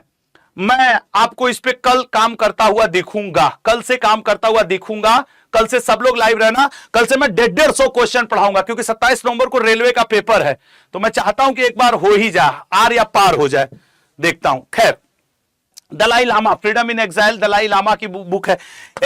एमएफ हुसैन की बुक संसद उपनिषद, संसद उपनिषद, ठीक है ना, एमएफ हुसैन की बुक है संसद उपनिषद। विक्रम सेतु ने ऐसा कोई, विक्रम सेठ होता तो मैं कुछ कर भी देता, ठीक है ना, विक्रम सेठ होता तो अ सुटेबल बॉय, इनकी बहुत फेमस बुक है a suitable boy, a suitable boy. Khushwant Sinha, इन्होंने ट्रेन टू पाकिस्तान, इनकी प्रसिद्ध किताबों में है। या फिर इनकी एक किताब है बुरियल एट सी, बुरियल एट सी, ये इनकी एक बड़ी फेमस किताब है खुशवंत सिंह की, ठीक है। अगले पे आएंगे, नेक्स्ट देखते हैं लला। विश्व आर्द्र भूमि दिवस कब मनाया जाता है? कल से आपके सेशन के लास्ट में एक 10 मिनट शो भी रहेगा, जो विशेष तौर पे आपके एग्जाम को ध्यान में रख करके 7 दिन 7 पेपर वाले मॉडल पे लेके जाऊंगा। 10 मिनट में आपको वर्ष भर के 50 इंपॉर्टेंट सम्मेलन, 50 अवार्ड, ये भी कल से करवाऊंगा मैं। तो कल से मेंटली प्रिपेयर रहना कि सर ये करना है। विश्व आर्द्र भूमि दिवस कब मनाया जाता है? सर विश्व आर्द्र भूमि दिवस की अगर हम लोग बात करें तो यह मनाया जाता है लल्ला बी ऑप्शन 2 फरवरी को। 3 मार्च को क्या मनाया जाता है? वो क्या कहा जाता है? वन्य जीव दिवस, ठीक है ना, वर्ल्ड वन्य वाइल्ड लाइफ वन्य जीव दिवस, वर्ल्ड वन्य जीव दिवस मनाया जाता है। 7 सितंबर को क्या मनाया जाता है? इंटरनेशनल स्वच्छ वायु दिवस, इंटरनेशनल स्वच्छ वायु, ठीक है ना, स्वच्छ वायु दिवस मनाया जाता है। मैंने यही ईयर क्यों बता रहा हूं या यही दिवस, क्योंकि आपके प्रीवियस ईयर में सेम क्वेश्चन पूछा गया है। राष्ट्रीय प्रदूषण रोकथाम दिवस 2 दिसंबर। अगले पॉइंट पे आएंगे, 2011 जनगणना के अनुसार। अब यह ऐसा टॉपिक है, तुम होने दो दिसंबर जनवरी में एमटीएस का एग्जाम, आने दो 27 नवंबर से आपके ग्रुप डी का या चल रहा हो सीएचएसएल, रहेगा इस टॉपिक से क्वेश्चन, जनगणना के टॉपिक से। 2011 जनगणना के अनुसार भारत में दूसरी सर्वाधिक साक्षरता वाला राज्य, दूसरा कौन है? याद रखना, त्रिपुरा है 2011। लेकिन 2023 के न्यू लिटरेसी प्रोग्राम के अंतर्गत पहला राज्य मिजोरम है। 2011 की जनगणना के अनुसार पहला केरल है सबसे ज्यादा साक्षरता वाला, और 2011 के अनुसार यूनियन टेरिटरी में लक्षद्वीप है, ठीक है ना, लक्षद्वीप है। अब आप सोचो कि साक्षरता दर के ऊपर ही इतने क्वेश्चन है। जितने लोग मुझे देख रहे हो, कोई एक आंसर करके बताओ, भारत में साक्षरता दर कितने वर्ष की आयु पर गणना की जाती है? भारत में साक्षरता दर कितने वर्ष की आयु में गणना की जाती है? चलो आपको ऑप्शन भी दे रहा हूं, 5 वर्ष, 7 वर्ष, 9 वर्ष, 18 वर्ष। आप कितने वर्ष की आयु में होते हैं तो आपके साक्षरता वर्ष की गणना की जाती है? सोच के बताओ, कितने आयु वर्ग के ग्रुप को हम लोग साक्षरता दर के अंतर्गत काउंट करते हैं कि अच्छा साक्षरता होती क्या है? आपको आपका नाम लिखना आता है, पढ़ना आता है, साइन करना आता है, इसका मतलब आप साक्षर हैं। तो राइट आंसर है लल्ला 7 वर्ष आयु। 7 वर्ष की आयु पर साक्षरता दर, लिटरेसी रेट चेक की जाती है, जो भारत की इस समय 74.74% चल रही है, 74%। अगले क्वेश्चन पे आते हैं, तो इस क्वेश्चन का आंसर डी त्रिपुरा है। निम्न में से कौन सा बांध कृष्णा नदी पर नहीं है? बताइएगा, कौन सा बांध कृष्णा नदी पर नहीं है? अब देखो, हम लोग रटे पड़े हैं ना कि अर्जुन हमेशा कृष्ण के साथ, तो सर ये तो है, ये तो है, अर्जुन हमेशा कृष्ण के साथ। श्रीशैलम भी है सर, श्रीशैलम। अलमाटी मेट्टूर बांध, याद रखना, जो मेट्टूर बांध है लल्ला वो कावेरी पे है। और इसको याद रखना, श्री कृष्ण जी बचपन में क्या खाते थे? माटी, मिट्टी। बच्चे मिट्टी नहीं खाते, तो श्री कृष्ण जी बचपन में क्या खाते थे? मिट्टी खाते थे, अलमाटी। श्री भगवान विष्णु जी को ही एक तरीके से संदर्भित किया जाता है। अर्जुन भगवान विष्णु जी के साथ जुड़े हैं, बचा कौन? मेट्टूर। खत्म बात, याद हो गया आपको? अगला क्वेश्चन, चलिए नेक्स्ट। भारत में आयोजित, याद रखना, कल से मैं 7 बजे 7 विषय 7 सब्जेक्ट शुरू करूंगा। रीजन, अभी मैंने 7 दिन सीएचएसएल वालों का साथ दिया, अब ग्रुप डी वालों की बारी है। और मेरे लल्ला एमटीएस और सी जो आपके जीडी वालों लल्ला, ये 7 दिन मुझे दे दो कि हां सर आप 150 क्वेश्चन के सेट करवाइए, प्रैक्टिस करवाइए, एग्जाम ओरिएंटेड क्वेश्चन लाइए। ये डिटेल वाला मैं 6-7 दिन के लिए रोकूंगा। भारत में आयोजित आईसीसी महिला विश्व कप 2025 का खिताब किसने जीता है? सर आईसीसी महिला विश्व कप का खिताब किसने जीता है? भारत ने जीता है, वनडे इंटरनेशनल का। मैन ऑफ द मैच कौन? तुम लोग मैन ऑफ द सीरीज बताओ। मैन ऑफ द सीरीज नहीं, player of the series, player of the series किसको दिया गया था? Man of the match, women of the match, man क्यों, women of the match Shafali Verma को दिया गया था, सैफाली वर्मा जी। और भारत ने जीता था सर, दक्षिण अफ्रीका को हराया था सर। और इसका आयोजन भारत और श्रीलंका में हुआ था, इसका आयोजन भारत और श्रीलंका में किया गया था। पहला उद्घाटन मैच भारत और श्रीलंका के मैच में के बीच खेला गया था, वहीं फाइनल मैच दक्षिण अफ्रीका और भारत के बीच में खेला गया था। भारत की कप्तानी और उप कप्तानी किसके हाथ में थी? सर वो हरमनप्रीत कौर जी कप्तान थी, स्मृति मंधाना जी उप कप्तान, ठीक है ना। हरमनप्रीत कौर जी कप्तान हुआ करती थी। हाँ वो शर्मा कौन? दीप्ति शर्मा, बिल्कुल ठीक है। अगले पे आएंगे। तो अब तुम देख लेना तो ग्रुप डी का एग्जाम होने दो, निश्चित आएगा भारत में आयोजित महिला विश्व कप किसने जीता था। इसीलिए तो मैं कह रहा हूं कल मैं पहला टॉपिक लूंगा अवार्ड के ऊपर। कल ग्रुप डी वालों के लिए, आपके एमटीएस वालों के लिए लल्ला, आपके जीडी वाले बच्चों के लिए, खास करके इनका एग्जाम है चूंकि 27 नवंबर को। कल मैं आपको द 10 मिनट शो में सारे अवार्ड पढ़ा दूंगा 8-10 महीने के, और ये सभी को काम आने हैं, सिर्फ इन्हीं को नहीं काम आएगा, एमटीएस, जीडी, सीजीएल, सीएचएसएल सबको काम आएगा ये, ठीक है। तो सर ये हो गया। क्लोरीन की खोज किस वैज्ञानिक ने की थी? क्लोरीन की खोज किस वैज्ञानिक ने की थी? CW सीले ने। अच्छा, सीले कब क्लोरीन की खोज कर लिए? हाँ सर यही तो किए थे। अच्छा लो ठीक है। तो रदरफोर्ड नाइट्रोजन, रदरफोर्ड किसकी किए थे सर? नाइट्रोजन की किए थे। एच कैवेंडिश, इनके नमवे में एच है, तो ये सर हाइड्रोजन की खोज किए थे, ठीक है ना, हाइड्रोजन की खोज किए थे। डेवी ने कई चीज की खोज की थी। डेवी ने सोडियम की खोज की थी। डेवी की बात करोगे तो इन्होंने कैल्शियम की भी खोज की थी, पोटेशियम की भी खोज की थी इन्होंने, मैग्नीशियम की भी खोज की थी इन्होंने। तो ये जो डेवी भैया है ना, ये बड़े कमाल के हैं, इनके में कई ठो याद रखना, ठीक है ना। डेवी में तुम कई ठो याद रख सकते हो। डेवी ने किसकी किसकी खोज की थी, ये आप कई लोगों का याद रख सकते हो। अगले क्वेश्चन पे आवे। और जितने लोग, लगभग 5000 स्टूडेंट मुझे देख रहे हैं, लल्ला मेरा विश्वास करना, मैं थंबनेल चेंज करने में उतना जल्दी ट्रस्ट नहीं करता हूं जितना ये कहने में यही हिस्ट्री, यही पॉलिटी, यही आपके जीडी, एमटीएस, ग्रुप डी सब में काम आएगा। जब एग्जाम का लेवल बदलता है ना तो क्वेश्चन भी बदलता है। अब तुम अगर देखो तो चाहे जीडी हो, चाहे एमटीएस हो, चाहे अभी उत्तर प्रदेश में होमगार्ड की भर्ती आई है, या फिर लल्ला आपके ग्रुप डी हो, रेलवे का, रेलवे ग्रुप डी, सब तो 10वीं पास हैं, सबके क्वेश्चन का लेवल तो एक ही रहेगा, सबके क्वेश्चन का। तो मेरा आपसे रिक्वेस्ट है कि प्लीज रहिए इस क्लास में, जो शाम को 7 बजे आपके लिए मैं लेके डेली आऊंगा। कल 150 क्वेश्चन हो सकता है जियोग्राफी के रहें, परसों पॉलिटी के। अब ये 20 तारीख से 27 तारीख तक शाम 7 बजे वाली क्लास रत्ती भर मत छोड़ना तुम लोग। जौनसारी जनजाति कहां पाई जाती है? हाँ ये संभव है कि मुझे मेरे मैनेजर सर कहें कि सर किसी और टाइम पे पढ़ा लीजिए। अगर ऐसा हुआ तो मैं एक शॉर्ट्स के माध्यम से आपको बताऊंगा कि ग्रुप डी के लिए मैं कब पढ़ा रहा हूं जीएस। चूंकि अभी 1-2 दिन पहले ही डेट आई है तो मैं पढ़ाऊंगा जरूर, जौनसारी जनजाति कहां पाई जाती है। अरे यार हमारे करियर का शुरुआत हुआ था एनटीपीसी ग्रुप डी जब 2018 में आया था, 21 में उसका एग्जाम हुआ था, तब मैं ऑनलाइन टीचिंग में आया था आज से 7 साल पहले। मैं रेलवे कैसे छोड़ दूं? जौनसारी जनजाति कहां पाई जाती है? उत्तराखंड, तमिलनाडु या कहां? देखिए सर, तमिलनाडु का तो तुम टोडा जरूर याद रखना, तमिलनाडु का टोडा हमने बताया भी होगा। आंध्र प्रदेश में चेंचू, ये जरूर याद रखना। सिक्किम में लेप्चा, सिक्किम में लेप्चा।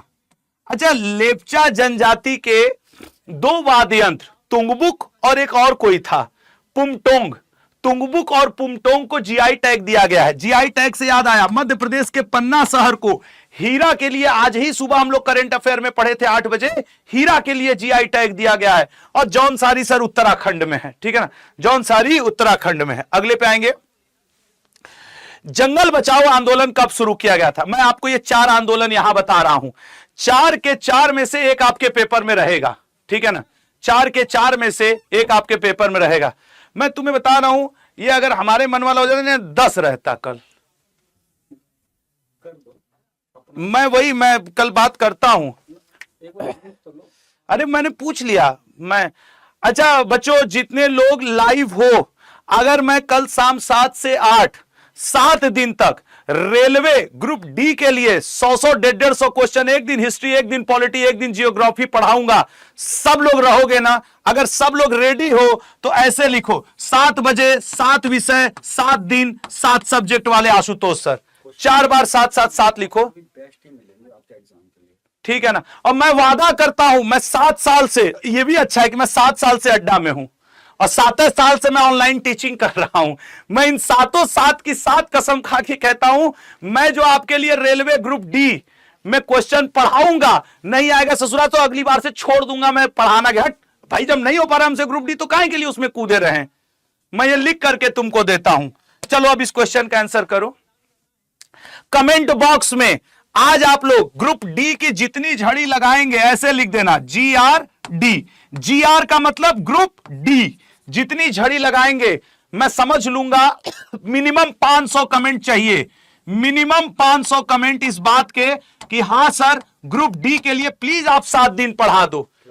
क्लास के बाद, अभी नहीं, जब ये क्लास खत्म हो जाए उसके बाद मिनिमम 500 कमेंट चाहिए। अच्छा इसका बताइए कहां है जंगल बचाओ आंदोलन, ठीक है ना? क्या चीज स्टार्ट करेंगे? हाँ वो तो तय है कि जब आप बोलोगे 500 लोग तभी स्टार्ट होगा। ये जंगल बचाओ आंदोलन, आओ भैया जंगल बचा लें। देखो ग्रुप डी 2021 का क्वेश्चन है मैती आंदोलन। मैती आंदोलन 1994 में हुआ था।